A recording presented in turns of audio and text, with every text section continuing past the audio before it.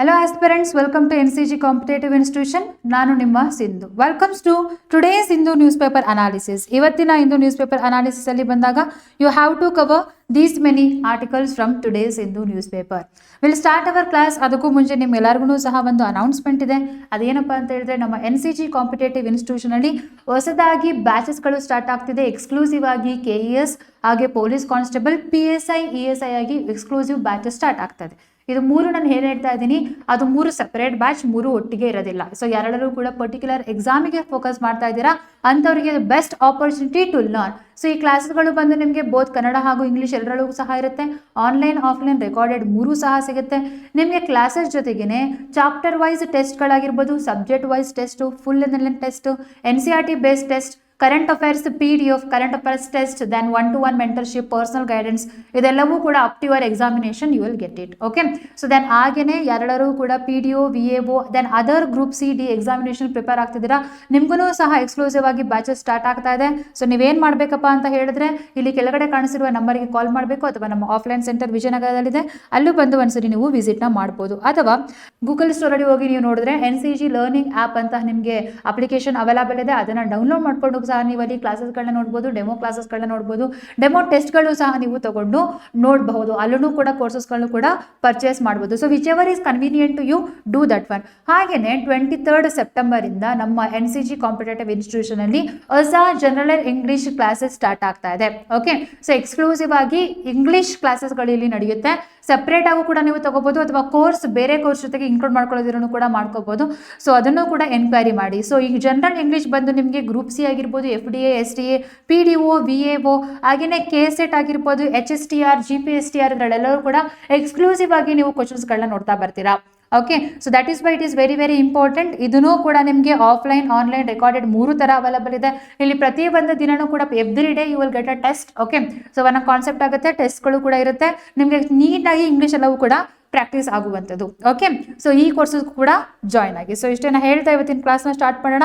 First article first ಪೇಜಲ್ಲಿ ಇರುವಂಥದ್ದು SC that means supreme court proposes a jail for a stubble burners. Okay, so ಯಾರೆಲ್ಲರೂ ಕೂಡ ಈ stubble what ever ಕ್ರಾಪ್ಸ್ಗಳನ್ನ ಏನು ಮಾಡ್ತಿರೋ ಬರ್ನ್ ಮಾಡ್ತಾ ಇದ್ರಲ್ವಾ, ಅಂಥವ್ರು ಯಾರಿದಾರ ಫಾರ್ಮರ್ಸ್ಗಳಿಗೆ ಅವ್ರನ್ನ ನೀವು ಯಾಕೆ ಜೈಲಿಗೆ ಹಾಕ್ಬಾರ್ದು ಅಂತ ಏನು ಹೇಳ್ತಿದೆಪ್ಪ ಅಂದರೆ ಸುಪ್ರೀಂ ಕೋರ್ಟ್ ಹೇಳ್ತಾ ಇದೆ. ಓಕೆ, ಹಾಗಿದ್ರೆ ಯಾರೆಲ್ಲರೂ ಸ್ಟಬಲ್ ಬರ್ನಿಂಗ್ ಮಾಡ್ತಾರೆ ಅವ್ರನ್ನೆಲ್ಲ ಜೈಲಿಗೆ ಹಾಕ್ಬೇಕಾ? ನಮಗೆ ಕಮೆಂಟ್ ಮಾಡಿ ತಿಳಿಸಿ. ಇಲ್ಲಿ ಏನಿದೆ, ವಾಟ್ ಈಸ್ ದಿಸ್ ಆರ್ಗ್ಯುಮೆಂಟ್ ಅನ್ನೋದನ್ನ ನೋಡೋಕ್ಕೂ ಮುಂಚೆ first we will see what is this stubble burners ಅಥವಾ ಸ್ಟಬಲ್ ಬರ್ನಿಂಗ್ ಅಂದರೆ ಏನು ಅನ್ನೋದನ್ನ ನಾವು ನೋಡ್ತಾ ಬರೋಣ. ಇದೇ ನಾವು ನಾರ್ತ್ ಈಸ್ಟ್ ಇಂಡಿಯಾದಲ್ಲಿ ತಗೊಂಡ್ರೆ, okay, so whatever the Assam Manipur ಅಲ್ಲೆಲ್ಲ ನೀವು ನೋಡಿದ್ರೆ ಇದನ್ನ ಜುಮ್ ಕಲ್ಟಿವೇಶನ್ ಅಂತ ಕರೀತಾರೆ. Okay, jhum cultivation, shifting cultivation. So all these things are another name for the stubble burning. ಇಲ್ಲೆಲ್ಲವೂ ಕೂಡ ಏನು ಮಾಡ್ತಾರಪ್ಪ ಅಂತಂದ್ರೆ ಒಂದು ಸರಿ ಕ್ರಾಪ್ಸ್ನ ತಗೊಂಡಾದ್ಮೇಲೆ, ಬೆಳೆಗಳನ್ನ ತಗೊಂಡಾದ್ಮೇಲೆ ಅಲ್ಲಿ ಉಳ್ಕೊಂಡಿರುವಂತಹ ಏನೇನೆಲ್ಲ ಎಕ್ಸ್ಟ್ರಾಸ್ಗಳಿರುತ್ತೋ ಅದನ್ನೆಲ್ಲನೂ ಕೂಡ ಬೆಂಕಿಗೆ ಹಾಕ್ತಾರೆ. ಅದರಿಂದ ಏನಾಗುತ್ತಪ್ಪ ಅಂತ ಹೇಳಿದ್ರೆ ಏರ್ ಪೊಲ್ಯೂಷನ್ ಆಗುವಂಥದ್ದು. Okay, so this is what we will call it as a stubble burning. See the definition here.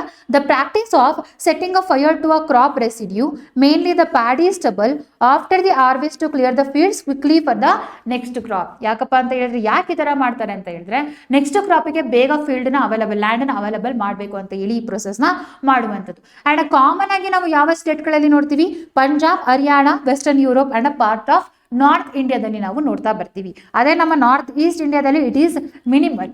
Okay, comparatively medium compare to the north west India. Then ಈ ರೀಜನ್ಸ್ಗಳಲ್ಲಿ ಬರುವಂತಹ ನಮ್ಮ capital, national capital of India, okay, national capital territory Delhi, ಇದು ಏನಿದೆಯೋ ಅಲ್ಲಿ ಇನ್ನ air pollution ಜಾಸ್ತಿ ಆಗುತ್ತೆ, ಎಸ್ಪೆಷಲಿ ದ ವಿಂಟರ್ ಟೈಮ್. ಇನ್ನೇನೋ ವಿಂಟರ್ ಸ್ಟಾರ್ಟ್ ಆಗುತ್ತೆ, ಇವಾಗ ಮಾನ್ಸೂನ್ ಮುಗಿದು ಇನ್ನೇನೋ ವಿಂಟರ್ ಸ್ಟಾರ್ಟ್ ಆಗ್ತದೆ, ಆಲ್ರೆಡಿ ಇಷ್ಟು ಸ್ಟಾರ್ಟ್ ಆಗಿರುವಂಥದ್ದು. ಸೊ ಇಲ್ಲಿ ಏನು ಹೇಳ್ತಿದೆಪ್ಪ ಅಂದರೆ ಸುಪ್ರೀಂ ಕೋರ್ಟ್ ಲೈಕ್ ಗೌರ್ಮೆಂಟ್ ಕೂಡ ಕೆಲವೊಂದು ಮೆಜರ್ಸ್ಗಳನ್ನ ತಗೊಂಡಿದೆ. ನಾನು ಹೇಳ್ತೀನಿ ನಿಮಗೆ ಏನೇನೆಲ್ಲ ಮೆಜರ್ಸ್ಗಳನ್ನ ತಗೊಂಡಿದೆ ಅಂತ. ಬಟ್ ಇಲ್ಲಿ ಸುಪ್ರೀಂ ಕೋರ್ಟ್ ಏನು ಹೇಳ್ತಿದೆಪ್ಪ ಅಂತಂದ್ರೆ ಯಾಕೆ ನೀವು ಟ್ರಯಲ್ ಆ್ಯಂಡ್ ಎರರ್ನ ಮಾಡಬಾರ್ದು. People, the person are a farmer who is doing ಲ ಲಾಟ್ ಆಫ್ ಸ್ಟಬಲ್ ಬರ್ನಿಂಗ್, ಅಂಥವ್ರನ್ನ ಒಂದು 4-5 ಜನನ ತಗೊಂಡೋಗಿ ಜೈಲ್ಗೆ ಹಾಕೋದ್ರಿಂದ ಬೇರೆ ಜನ ಏನು ಮಾಡ್ತಾರೆ, ಎದುರುಕೊಳ್ತಾರೆ. ಅವ್ರೇನು ಮಾಡಲ್ಲ, ಈ ಸ್ಟಬಲ್ ಬರ್ನಿಂಗ್ ಮಾಡೋದಿಲ್ಲ. ಇದರಿಂದ ಏರ್ ಪೊಲ್ಯೂಷನ್ನ ಕಂಟ್ರೋಲ್ ಮಾಡ್ಬೋದಾ? ಹೌದು. Whatever the alternatives are there ಅದನ್ನು ಜಾಸ್ತಿ ಯೂಸ್ ಮಾಡ್ತಾರಾ? ಮಾಡಬಹುದು. ಯಾಕೆ ಈ ಥರ ಮಾಡಬಾರ್ದು ಅಂತ ಸುಪ್ರೀಂ ಕೋರ್ಟ್ ಕೇಳ್ತಾ ಇದೆ. Okay, so remember this one also. Then ಈ ಸ್ಟಬಲ್ ಬರ್ನಿಂಗ್ ಅಲ್ಲಿ ಬಂದಾಗ ಸೊ ಏನಕ್ಕಪ್ಪ ಮಾಡ್ತಾರಪ್ಪ ಅಂದ್ರೆ because of the short sowing window which is between the rice harvesting and the wheat sowing. So ಒಂದ್ಸರಿ ಅಲ್ಲಿ ಭತ್ತನ ತಗೊಂಡು ನೆಕ್ಸ್ಟ್ ಗೋಧಿನ ಹಾಕೋದಕ್ಕೆ they will get just 10 to 20 days time period. ಅಂತ ಪೀರಿಯಡ್ ಎಲ್ಲ ಕ್ರಾಪ್ಸ್ಗಳೆಲ್ಲನೂ ಕೂಡ ಉಳಿದಿರೋದು ಭತ್ತ ಎಲ್ಲ ತಗೊಂಡಾದ್ಮೇಲೆ ಅಲ್ಲಿ ಉಳಿದಿರುವಂತಹ ಎಕ್ಸ್ಟ್ರಾ ರೆಸಿಡ್ಯೂಸ್ಗಳನ್ನು ಕೂಡ ಕಟ್ ಮಾಡಿ ಅದನ್ನು ಕ್ಲೀನ್ ಮಾಡಿ ಹೊಲ ಎಲ್ಲ ಅರೇಂಜ್ಮೆಂಟ್ ಮಾಡಿ ನೆಕ್ಸ್ಟ್ ಸೋಯಿಂಗ್ ಮಾಡ್ಬೇಕಂತಂದ್ರೆ ತುಂಬಾನೇ ಕಷ್ಟ ಆಗುತ್ತೆ. ಆ್ಯಂಡ್ ಬೆಸ್ಟ್ ಮೆಥಡ್ ಏನಂತದ್ದು ಬೆಂಕಿ ಹಾಕುವಂಥದ್ದು. ಬೆಂಕಿ ಹಾಕಿದ ತಕ್ಷಣ ಎಲ್ಲ ಏನಾಗುತ್ತೆ ಬರ್ನ್ ಆಗುವಂಥದ್ದು. So that is why they will practise it. And a second one mechanisations of the farming. Okay, so ನಮ್ಮ ಇಂಡಿಯಾದಲ್ಲಿ ಇನ್ನೂ ಕೂಡ ಫಾರ್ಮರ್ಸ್ಗೆ ಬೇಕಾಗಿರುವಂಥ ಮೆಕನೈಸೇಷನ್ಸ್ಗಳು ಸಿಕ್ಕಿಲ್ಲ. And it is very hard to remove this straps manually. Okay, next third one is high labour cost. Okay, manual labouring ಏನಿದೆಯೋ already ಸಿಕ್ಕಾಪಟ್ಟೆ ದುಡ್ಡನ್ನ ಕೊಡಬೇಕು ಬೇರೆಯವರು. ಓಕೆ, ಸೊ ಯಾರೋ ಸ್ಟಬಲ್ನ ಕೀಳ್ತಾರೋ ಅಥವಾ ಅದನ್ನು ಕ್ಲೀನ್ ಮಾಡ್ತಾರೋ ಅವರಿಗೆ. ಸೊ ಅದನ್ನು ಕೂಡ ಫಾರ್ಮರ್ಸ್ಗಳು ಏನು ಮಾಡೋಕ್ಕಾಗಲ್ಲ, ಆಫರ್ ಮಾಡೋಕ್ಕಾಗಲ್ಲ. So that is why it is there. And fourth one lack of affordable alternatives for the residue management. What is this? Like ಇವಾಗ ಕೆಲವೊಂದು ಟೆಕ್ನಾಲಜೀಸ್ಗಳು ಡೆವಲಪ್ಮೆಂಟ್ ಆಗಿದೆ, I will tell you, but still there are lack of residue management in our India. Next ground water conservation law, like ಪಂಜಾಬಲ್ಲಿ ಇರುವಂತಹ Punjab preservation of sub soil water act which delayed the paddy transplantation and even shorter showing period. That means more stubble burning. Okay, so ಏನು ಮಾಡಬೇಕಪ್ಪ ಅಂತ ಹೇಳ್ತಾರಪ್ಪ ಅಂತಂದರೆ what ever the paddy transplantation ಏನಿದೆಯೋ ಅದನ್ನು ತುಂಬ delay ಆಗಿ, ಅಂದರೆ ಸ್ಟಾರ್ಟಿಂಗಲ್ಲಿ ಭತ್ತನ ಬೆಳಿಬೇಕಾದ್ರೆ ಏನು ಮಾಡಬೇಕಪ್ಪ ಅಂತಂದ್ರೆ ಅವರು ಸೋಯಿಂಗ್ ಮಾಡಬೇಕಲ್ವಾ, ಅದನ್ನು ತುಂಬ ಲೇಟಾಗಿ ಮಾಡೋದ್ರಿಂದ ಸೊ ಅವ್ರಿಗೆ ನೆಕ್ಸ್ಟ್ ಕ್ರಾಪ್ನ ಬೆಳೆಯೋದು. ನೆಕ್ಸ್ಟ್ ಕ್ರಾಪ್ ಯಾವ್ದು ಬೆಳೀತಾರೆ? ಮೇನಾಗಿ ವೀಟ್ನ ಬೆಳೀತಾರೆ. ಸೊ ಇದೆರಡರ ಮಧ್ಯೆ ಏನು ಸಿಗುತ್ತಪ್ಪ ಅಂದರೆ ಗ್ಯಾಪ್ ಕಡಿಮೆ ಸಿಗುತ್ತೆ. ಅವಾಗ ಬೆಸ್ಟ್ ಆಪರ್ಚುನಿಟಿ ಅಂತ ಯಾವುದಕ್ಕೆ ಏನು ಮಾಡ್ತಾರಪ್ಪ ಅಂದರೆ ಸ್ಟಬಲ್ ಬರ್ನಿಂಗ್ಗೆ ಅವರು ಹೋಗ್ತಾರೆ. ಇದರಿಂದ ಏನೇನೆಲ್ಲ ಆಗ್ತದೆ? ಒಂದು environmental impact, second one health impacts, and third one is the economic impact. Environment impact ಅಲ್ಲಿ ಬಂದಾಗ ದ ಏರ್ ಪೊಲ್ಯೂಷನ್. ಅದರಲ್ಲೂ ಏರ್ ಪೊಲ್ಯೂಷನ್ ಅಲ್ಲೂ ಕೂಡ ಏನು ಜಾಸ್ತಿ ಯಾವ ಪರ್ಟಿಕ್ಯುಲೇಟ್ ಮ್ಯಾಟರ್ ಜನರೇಟ್ ಆಗ್ತಿದೆ? Particulate matter 2.5 and particulate matter 10 is producing more. So these are all the like very few particles, the air particle which will enters to the human beings respiratory system or the other organs, and it will causes the many health issues in the human beings, not only in the human beings, in all other lives also. And ಇದರಿಂದ ಏನಾಗ್ತಿದೆಪ್ಪ ಅಂದರೆ NCR regionally the smog condition is more. Okay, even afternoon 12 o'clock 12:30 ಹೋದ್ರೂ ಕೂಡ ನಿಮಗೆ ಕಟ್ಟಾಗಿಯಲ್ಲಿ road ಕಾಣಿಸ್ತಾ ಇರಲ್ಲ. ಇದರಿಂದ ಬೇರೆ life ಎಲ್ಲವೂ ಕೂಡ ಡಿಸ್ಟರ್ಬೆನ್ಸ್ ಆಗುತ್ತಾ? ಹೌದು. ದೆನ್ ಕ್ಲೈಮೇಟ್ ಚೇಂಜ್ ಜಾಸ್ತಿ ಆಗುತ್ತಾ? Whatever the things we are seeing, climate ಚೇಂಜಲ್ಲಿ ಅದನ್ನು ಮಾಡಬೇಕು ಇದನ್ನು ಮಾಡಬೇಕು ಅಂತ ನಾವು ಏನೆಲ್ಲ ಮೆಷರ್ಸ್ಗಳನ್ನ ಅಡಾಪ್ಟ್ ಮಾಡ್ಕೊಳ್ತಿದ್ವಿ, ಅದನ್ನೆಲ್ಲ ಕಂಟ್ರೋಲ್ ಮಾಡೋಕ್ಕಾಗುತ್ತಾ? No, we can't do it. Okay, so this are all the consequence. Then other greenhouse gases like CO2 ಆಗಿರ್ಬೋದು, ಮೀಥೇನ್ ಆಗಿರ್ಬೋದು, ನೈಟ್ರೋಜನ್ ಆಗಿರ್ಬೋದು, ಇದೆಲ್ಲವೂ ಕೂಡ ಜಾಸ್ತಿ ಪ್ರೊಡ್ಯೂಸ್ ಆಗುತ್ತೆ. ಹಾಗೆಯೇ ಸಾಯಿಲ್ ಫರ್ಟಿಲಿಟಿನೂ ಕೂಡ ಏನಾಗ್ತಾ ಬರ್ತಿರತ್ತಪ್ಪ ಅಂದರೆ ವರ್ಷದಿಂದ ವರ್ಷಕ್ಕೆ ಒಂದು ಸರಿ ಸ್ಟಬಲ್ ಮಾಡಿದೆ, ನೆಕ್ಸ್ಟ್ ಇಯರ್ ಮಾಡಿದೆ, ನೆಕ್ಸ್ಟ್ ಅದೇ ಥರ ಕಂಟಿನ್ಯೂ ಮಾಡ್ತಾ ಇದ್ರೆ ಒಂದು ವರ್ಷದಿಂದ ಇನ್ನೊಂದು ವರ್ಷಕ್ಕೆ ಸಾಯಿಲ್ ಫರ್ಟಿಲಿಟಿನೂ ಕೂಡ ಏನಾಗ್ತಾ ಬರುತ್ತೆ? ರೆಡ್ಯೂಸ್ ಆಗ್ತಾ ಬರ್ತಿರುತ್ತೆ. ಓಕೆ, ನೆಕ್ಸ್ಟ್ ಹೆಲ್ತಲ್ಲಿ ಬಂದಾಗ ಆಸ್ ದೀಸ್ ಎಲ್ಲ ಮ್ಯಾಟರ್ಸ್ಗಳು ಕೂಡ ನಮ್ಮ ಬಾಡಿ ಒಳಗಡೆ ಹೋಗೋದ್ರಿಂದ ರೆಸ್ಪಿರೇಟರಿ ಪ್ರಾಬ್ಲಮ್ಸ್ ಆಗಿರ್ಬೋದು, ಐ ಇರಿಟೇಷನ್ ಆಗಿರ್ಬೋದು, ಅಸ್ತಮಾ, ಲಂಗ್ ಡಿಸೀಸ್ಗಳಾಗಿರ್ಬೋದು, ಮತ್ತು ಅದರ ಹಾರ್ಟ್ ರಿಲೇಟೆಡ್ ಡಿಸೀಸ್ಗಳು ಏನಾಗ್ತಾವಪ್ಪ ಅಂದರೆ ಜಾಸ್ತಿ ಆಗ್ತಾ ಬರ್ತವೆ. ಅದರಲ್ಲೂ ಕೂಡ we are seeing aggressive public health burden in the national capital territory of our India. Okay, next economically ಬಂದಾಗ it reduces the crops productivity in a long term. So ಫಾರ್ಮರ್ಸ್ಗಳು ಏನು ಕ್ರಾಪ್ಸ್ ಬೆಳೀತಾರೆ ಅದರಲ್ಲಿ ಅವ್ರಿಗೆ ಏನು ಸಿಗಲ್ಲಪ್ಪ ಅಂತಂದರೆ ಒಳ್ಳೆ ಹೀಲ್ಡ್ ಸಿಗೋದಿಲ್ಲ. Next after that health cost ಕೂಡ ಆಗುತ್ತೆ. ಸೊ ಜನಗಳಿಗೆ ಔಟ್ ಆಫ್ ಪಾಕೆಟ್ ಎಕ್ಸ್ಪೆಂಡಿಚರ್ ಕೂಡ ಆಗುತ್ತೆ. ಆ್ಯಂಡ್ ವರ್ಕರ್ಸ್ ಪ್ರೊಡಕ್ಟಿವಿಟಿ ಏನಿದೆಯೋ ಅದು ಕೂಡ ರೆಡ್ಯೂಸ್ ಆಗ್ತಾ ಬರ್ತಿರುತ್ತೆ. So these are all the impact. Okay, so ಒಂದು ಯಾವುದಾದ್ರು ನಿಮಗೆ ಕ್ವಶನ್ನ ತಗೊಂಡಾಗ, ಯಾವುದಾದ್ರೂ ಒಂದು ಕಾನ್ಸೆಪ್ಟ್ನ ತಗೊಂಡಾಗ this is how you have to analyse. ನೀವು ಎಷ್ಟು ಮಲ್ಟಿಪಲ್ ಡೈಮೆನ್ಷನ್ಸ್ಗಳನ್ನ ಕೊಡ್ತಿರೋ ಅಷ್ಟು ನಿಮ್ಮ ಆನ್ಸರ್ ಏನಾಗ್ತಾ ಬರ್ತಾರೆ? ಎನ್ರಿಚ್ ಆಗ್ತಾ ಬರ್ತಿರುತ್ತೆ. ಓಕೆ ಮ್ಯಾಮ್, ಇದೇನಿದು ಇಷ್ಟೊಂದು ಥಿಯರಿ ಹೇಳ್ತೀರಾ, ಇದು ಬರೀ ಮೇನ್ಸ್ ಪರ್ಸ್ಪೆಕ್ಟಿವ್ ಅಂತ ಹೇಳಿದ್ರೆ ನೋ. ಓಕೆ, ಸೊ ಇತ್ತೀಚೆಗೆ ಎಲ್ಲ ಎಕ್ಸಾಮ್ಸ್ಗಳಲ್ಲೂ ಕೂಡ ಸ್ಟೇಟ್ಮೆಂಟ್ ಬೇಸ್ಡ್ ಕ್ವಶನ್ಸ್ಗಳನ್ನ ಕೇಳ್ತಾ ಇದ್ದಾರೆ, ಅಲ್ಲೂ ಕೂಡ ಈ ಟಾಪಿಕ್ ನಿಮಗೆ ಬರಬಹುದು. Okay, so just listen to me carefully and ಒಂದು ಇಲ್ಲ 2 ಲೈನಲ್ಲಿ ನೋಟ್ಸ್ನ ಮಾಡ್ಕೊಳ್ಳಿ. So your job will done. Okay, so next ನಾವು ನೋಡೋಣ, ಒಂದೊಂದು ಸ್ಟೇಟಲ್ಲಿ ಒಂದೊಂದು ಹೆಸರಲ್ಲಿ ಈ ಸ್ಟಬಲ್ ಬರ್ನಿಂಗ್ನ ಕರೀತಾರೆ. ಎಸ್ಪೆಷಲಿ ಪಂಜಾಬ್ ಆಗಿರ್ಬೋದು, ಹರಿಯಾಣ, ಇಲ್ಲೆಲ್ಲ ಏನಂತ ಕರೀತಾರೆ ಅಂತ ಬಂದಾಗ ಪರೇಲಿ ಬರ್ನಿಂಗ್ ಅಥವಾ ಪರೇಲಿ ಜಲ್ನಾ, ಪರೇಲಿ ಜಲ್ನಾ ಅನ್ನುವಂಥದ್ದನ್ನ ಇಲ್ಲಿ ಇನ್ನೊಂದು ಹೆಸರನ್ನ ಕರಿತಿರೋಂಥ. ಮೇನ್ ಆಗಿ ಇಲ್ಲಿ ಪ್ಯಾಡಿ ಸ್ಟ್ರಾಸ್ಗಳನ್ನ ಮತ್ತು ವೀಟ್ ಸ್ಟ್ರಾಸ್ಗಳನ್ನ ಏನು ಮಾಡ್ತಾರೆ? ಬರ್ನ್ ಮಾಡ್ತಾರೆ. ಆ್ಯಂಡ್ ಮಧ್ಯಪ್ರದೇಶ್ ಮತ್ತು ಛತ್ತೀಸ್ಗಢಲ್ಲಿ ಬಂದಾಗ ರೆಸಿಡ್ಯೂ ಜಲ್ನಾ ಅಂತ ಕರೀತಾರೆ. ಜಲ್ನಾ ಇಸ್ ನಥಿಂಗ್ ಬಟ್ ಬೆಂಕಿ ಹಾಕುವಂಥದ್ದು. ಓಕೆ, ದೆನ್ ಅದೇ ಮಹಾರಾಷ್ಟ್ರದಲ್ಲಿ ಬಂದಾಗ this is very very important. ಮಹಾರಾಷ್ಟ್ರದಲ್ಲಿ, ಆಂಧ್ರ ಪ್ರದೇಶದಲ್ಲಿ ಮತ್ತೆ ತಮಿಳುನಾಡು ಏನಂತ ಕರೀತಾರೆ ಅಂತ ಹೇಳಿ. So remember it. ಸೊ ಒಂದು ನಾರ್ತ್ ಅಲ್ಲಿ ಬಂದಾಗ ಪರೇಲಿ ಜಲ್ನಾ ಅಂಡ್ ಮಹಾರಾಷ್ಟ್ರದಲ್ಲಿ ಬಂದಾಗ ರಸ್ಕತ್ ಜಲ್ನಾ. ಓಕೆ, ರಸ್ಕತ್ ಜಲ್ನಾ. ಅದೇ ಆಂಧ್ರ ಪ್ರದೇಶ್ ಅಂಡ್ ತೆಲಂಗಾಣದಲ್ಲಿ ಅಂದ್ರೆ ತೆಲುಗು ಅಲ್ಲಿ ಏನಂತ ಕರೀತಾರಪ್ಪ ಅಂದ್ರೆ ನಾರು ವೇದಂ. ಓಕೆ, ನಾರು ವೇದಂ. ತಮಿಳ್ನಾಡಲ್ಲಿ ಬಂದಾಗ ತಮಿಳಲ್ಲಿ ಬಂದಾಗ ಏನಂತ ಕರೀತಾರಪ್ಪ ಅಂದ್ರೆ ಕಣ್ಣುಕ್ಕು ಎರಿತಲ್. ಓಕೆ, ಕಣ್ಣುಕ್ಕು ಎರಿತಲ್ ಅನ್ನುವಂತ ಕರೆಯುವಂಥದ್ದು. ವೆರಾಸಿನ ಒಡಿಸ್ಸಾ ಅಂಡ್ ವೆಸ್ಟ್ ಬೆಂಗಾಲ್ ಅಲ್ಲಿ ಪರಾಯಿ ಜಲಾಯಿ. ಓಕೆ, ಸೊ ಪರಾಲಿ ಜಲ್ನಾ ಅಥವಾ ರಕ್ಸತ್ ಜಲ್ನಾ, ನಾರು ವೈದ್ಯಂ, ದೆನ್ ಕಣ್ಣುಕ್ಕು ಇರಿತ್ತಲ್. ಇದೆಲ್ಲವೂ ಕೂಡ ಇನ್ನು another name for the stubble burning. ಇದೆಲ್ಲ ಬಂದ ತಕ್ಷಣ ಸೊ ಎಲ್ಲರೂ ಕೂಡ ಬ್ಲಾಂಕ್ ಆಗ್ಬಿಡ್ತೀರಾ, ಏನಿದು. ಓಕೆ, ಓದಿದ್ರೆ ಸ್ಟಾರ್ಟಿಂಗ್ ಪಾರ್ಟಲ್ಲಿ ಓಕೆ, ಬಟ್ ಎಷ್ಟೊಂದು ಟೆಕ್ಸ್ಟ್ ಬುಕ್ ಅಲ್ಲಿ ಇದು ಅವೈಲಬಲ್ ಇಲ್ಲ. ಓಕೆ, NCERT ಕೂಡ ನಿಮಗೆ ಸಿಗಲ್ಲ. ಓಕೆ, ನಾನು ಕ್ವಶನ್ ಬಂದ ತಕ್ಷಣ ಏನಾಗ್ತೀರಾ, ನೀವು ಸ್ಟಕ್ ಡೌನ್ ಆಗ್ತೀರಾ. ಆ ಥರ ಆಗಬೇಡಿ. ನಮ್ಮ ಕ್ಲಾಸಸ್ ಜಾಯಿನ್ ಆಗಿ. ಸೊ ಯಾವುದೂ ಕೂಡ whatever related in current affairs, whatever is there in your static part, ಏನು ಕಲಿಬೇಕು ನೀವು ಎಲ್ಲನೂ ಕೂಡ ನಾನು ನಿಮಗೆ ಹೇಳ್ಕೊಡ್ತಾ ಬರ್ತೀನಿ. ಓಕೆ, ಸೊ ನೆಕ್ಸ್ಟ್ ನೋಡಿ. ಸೊ ನಮ್ಮ ಇಂಡಿಯಾದಲ್ಲಿ is there any legal framework ಅಥವಾ government policies are there related to this stubble burning? ಇದನ್ನು ಕಂಟ್ರೋಲ್ ಮಾಡೋದಕ್ಕೆ ಅಂತ ಬಂದಾಗ yes, there are sections are there. ಏನೇನು ಅಂತ ನೋಡೋಣ. ಓಕೆ, ಸೊ ಒಂದು, it is prohibited under section 144 of the CRPC. Okay, criminal procedure code ಕೆಳಗಡೆ ಇದನ್ನ ಪ್ರೊಹಿಬಿಟ್ ಮಾಡಿದ್ದಾರೆ. ಆ್ಯಂಡ್ ಏರ್ ಆಕ್ಟ್ ಏನಿದೆಯೋ, air prevention and control of the pollution act 1981 ಆಗಿರ್ಬೋದು, then environment protection act 1986 ಆಗಿರ್ಬೋದು. ಇದ್ರ ಎಲ್ಲರೂ ಕೆಳಗಡೆನೂ ಕೂಡ they gave a power to a government to prohibit the stubble burning. Next after that National Green Tribunal ಏನಿದೆಯೋ ಅದು ಕೂಡ ಸ್ಟಬಲ್ ಬರ್ನಿಂಗ್ ನ ಬ್ಯಾನ್ ಮಾಡಿದೆ. Next Commission for Air Quality Management. This is very very important. ಇದಕ್ಕೋಸ್ಕರ ನೀವು ನ್ಯೂಸಲ್ಲಿ ಇರುವಂಥದ್ದು stubble burning. See the Commission for Air Quality Management 2020 ಏನಿದೆಯೋ it monitor the measures in NCR and adjoining states. So whatever the Delhi ಮತ್ತೆ ಅದರ ಪಕ್ಕದಲ್ಲಿ ಇರುವಂಥ ಸ್ಟೇಟ್ಸ್ಗಳಲ್ಲಿ ಈ ಸ್ಟಬಲ್ ಬರ್ನಿಂಗ್ನ ಮಾನಿಟರ್ ಮಾಡ್ತಾ ಇರುವಂಥದ್ದು ಮತ್ತು ಮಾನಿಟರ್ ಮಾಡಿ ಮೆಜರ್ಸ್ನ ಕೊಡ್ತಿರೋದು ಯಾರಪ್ಪ ಅಂತಂದರೆ that is CAQM. Okay, Commission for Air Quality Management. ಇಲ್ಲಿ ಏನು ಮಾಡಿದಾರಪ್ಪ ಅಂತ ಹೇಳಿದ್ರೆ whatever the punishment they were giving to farmers ಅದನ್ನು ಏನು ಮಾಡಿದ್ದಾರೆ, ಇಲ್ಲಿ ಕ್ಯಾನ್ಸಲ್ ಮಾಡಿದ್ದಾರೆ. ಗೌರ್ಮೆಂಟ್ ಈಸ್ ಆರ್ಗ್ಯೂವಿಂಗ್ ದಟ್ ನಾವು ಏನು ಮಾಡೋಕ್ಕಾಗಲ್ಲಪ್ಪ ಅಂತಂದರೆ ಯಾರು ಸ್ಟಬಲ್ ಬಂದ್ ಮಾಡ್ತಾರೋ ಆ ರೈತರುಗಳನ್ನ ತೊಗೊಬಂದು ಡೈರೆಕ್ಟಾಗಿ ನಾವು ಜೈಲ್ಗಳು ಹಾಕೋಕ್ಕಾಗಲ್ಲ, ಅಷ್ಟೊಂದು ಆರ್ಚ್ ಪನಿಷ್ಮೆಂಟ್ ಎಲ್ಲ ಕೊಡೋಕ್ಕಾಗಲ್ಲ.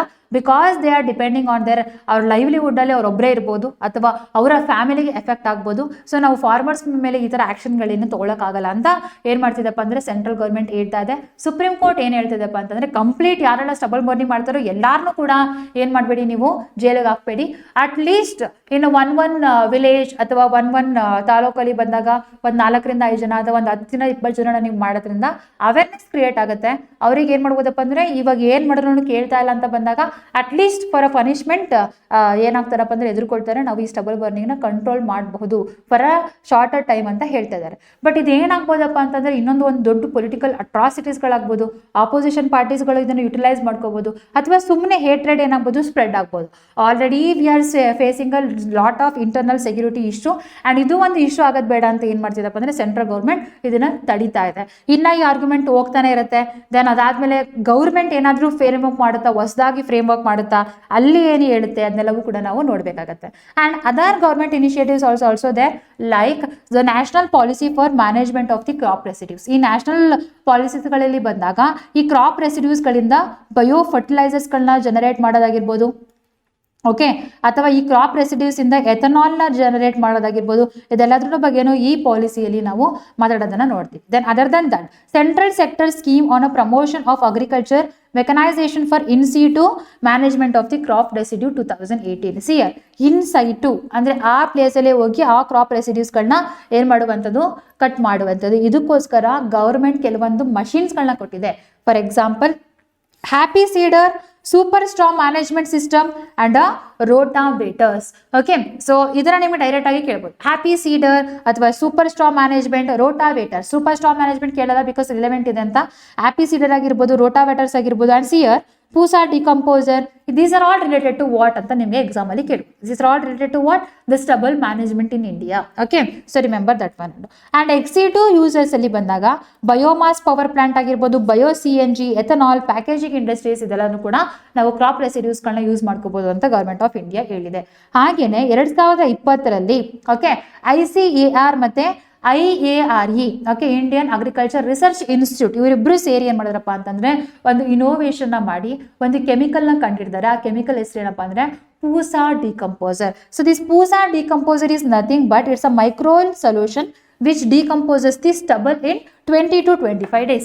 Okay, so see here, ಇದರಲ್ಲಿ ಸ್ಟಬಲ್ ಕೂಡ ಕಂಪ್ಲೀಟ್ ಆಗಿ ಏನಾಗುತ್ತಪ್ಪ ಅಂದ್ರೆ ಡಿಕಂಪೋಸ್ ಆಗಿ ಫರ್ಟಿಲೈಸರ್ಸ್ ಆಗಿ ಡೈವರ್ಟ್ ಆಗುತ್ತೆ.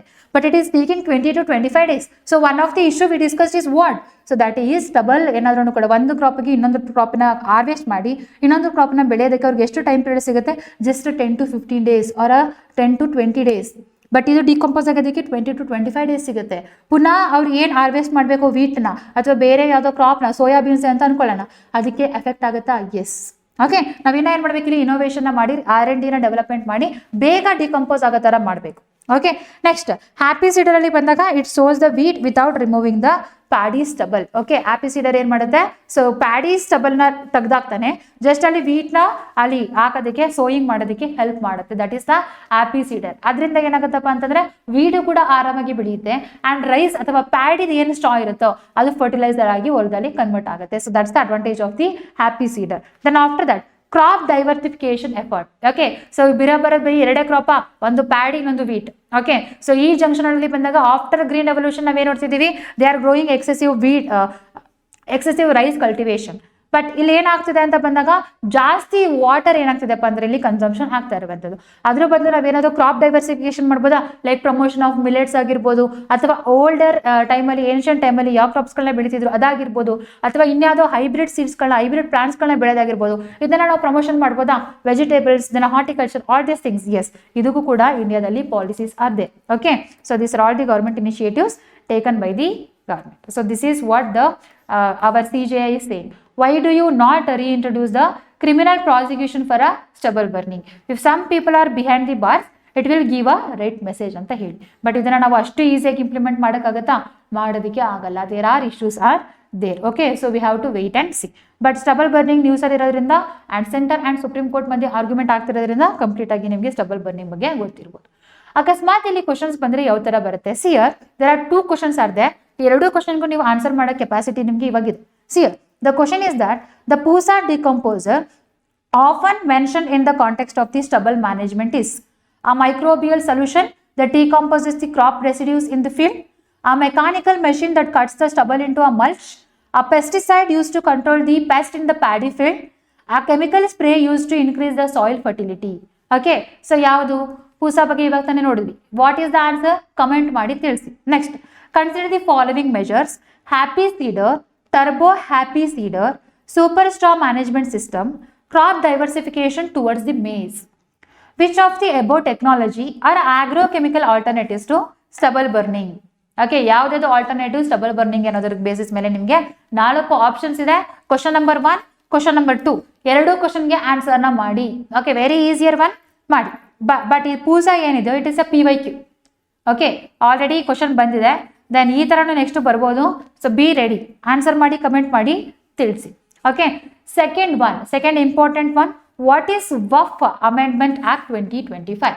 Okay, so this related, there is a news paper ಅಲ್ಲಿ ನಿಮಗೆ ನಿನ್ನೆಯಿಂದನೂ ಕೂಡ ನೋಡ್ತಾ ಇದ್ರೆ ನಿಮಗೆ ಕೆಲವೊಂದಷ್ಟು ಆರ್ಟಿಕಲ್ಸ್ಗಳು ಸಿಗ್ತಾ ಇದೆ. ಯಾಕಪ್ಪ ಅಂತ ಬಂದಾಗ September 15th, ಓಕೆ, ಸೊ ಮೊನ್ನೆ ಏನಾಗಿದೆಪ್ಪ ಅಂತಂದ್ರೆ ಸುಪ್ರೀಂ ಕೋರ್ಟ್ ಏನ್ ಮಾಡಿದೆಪ್ಪ ಅಂದ್ರೆ ಇಂಟ್ರೀಮ್ ಆರ್ಡರ್ನ ಕೊಟ್ಟಿದೆ ರಿಗಾರ್ಡಿಂಗ್ ದ ವಫ್ತ್ ಬಿಲ್.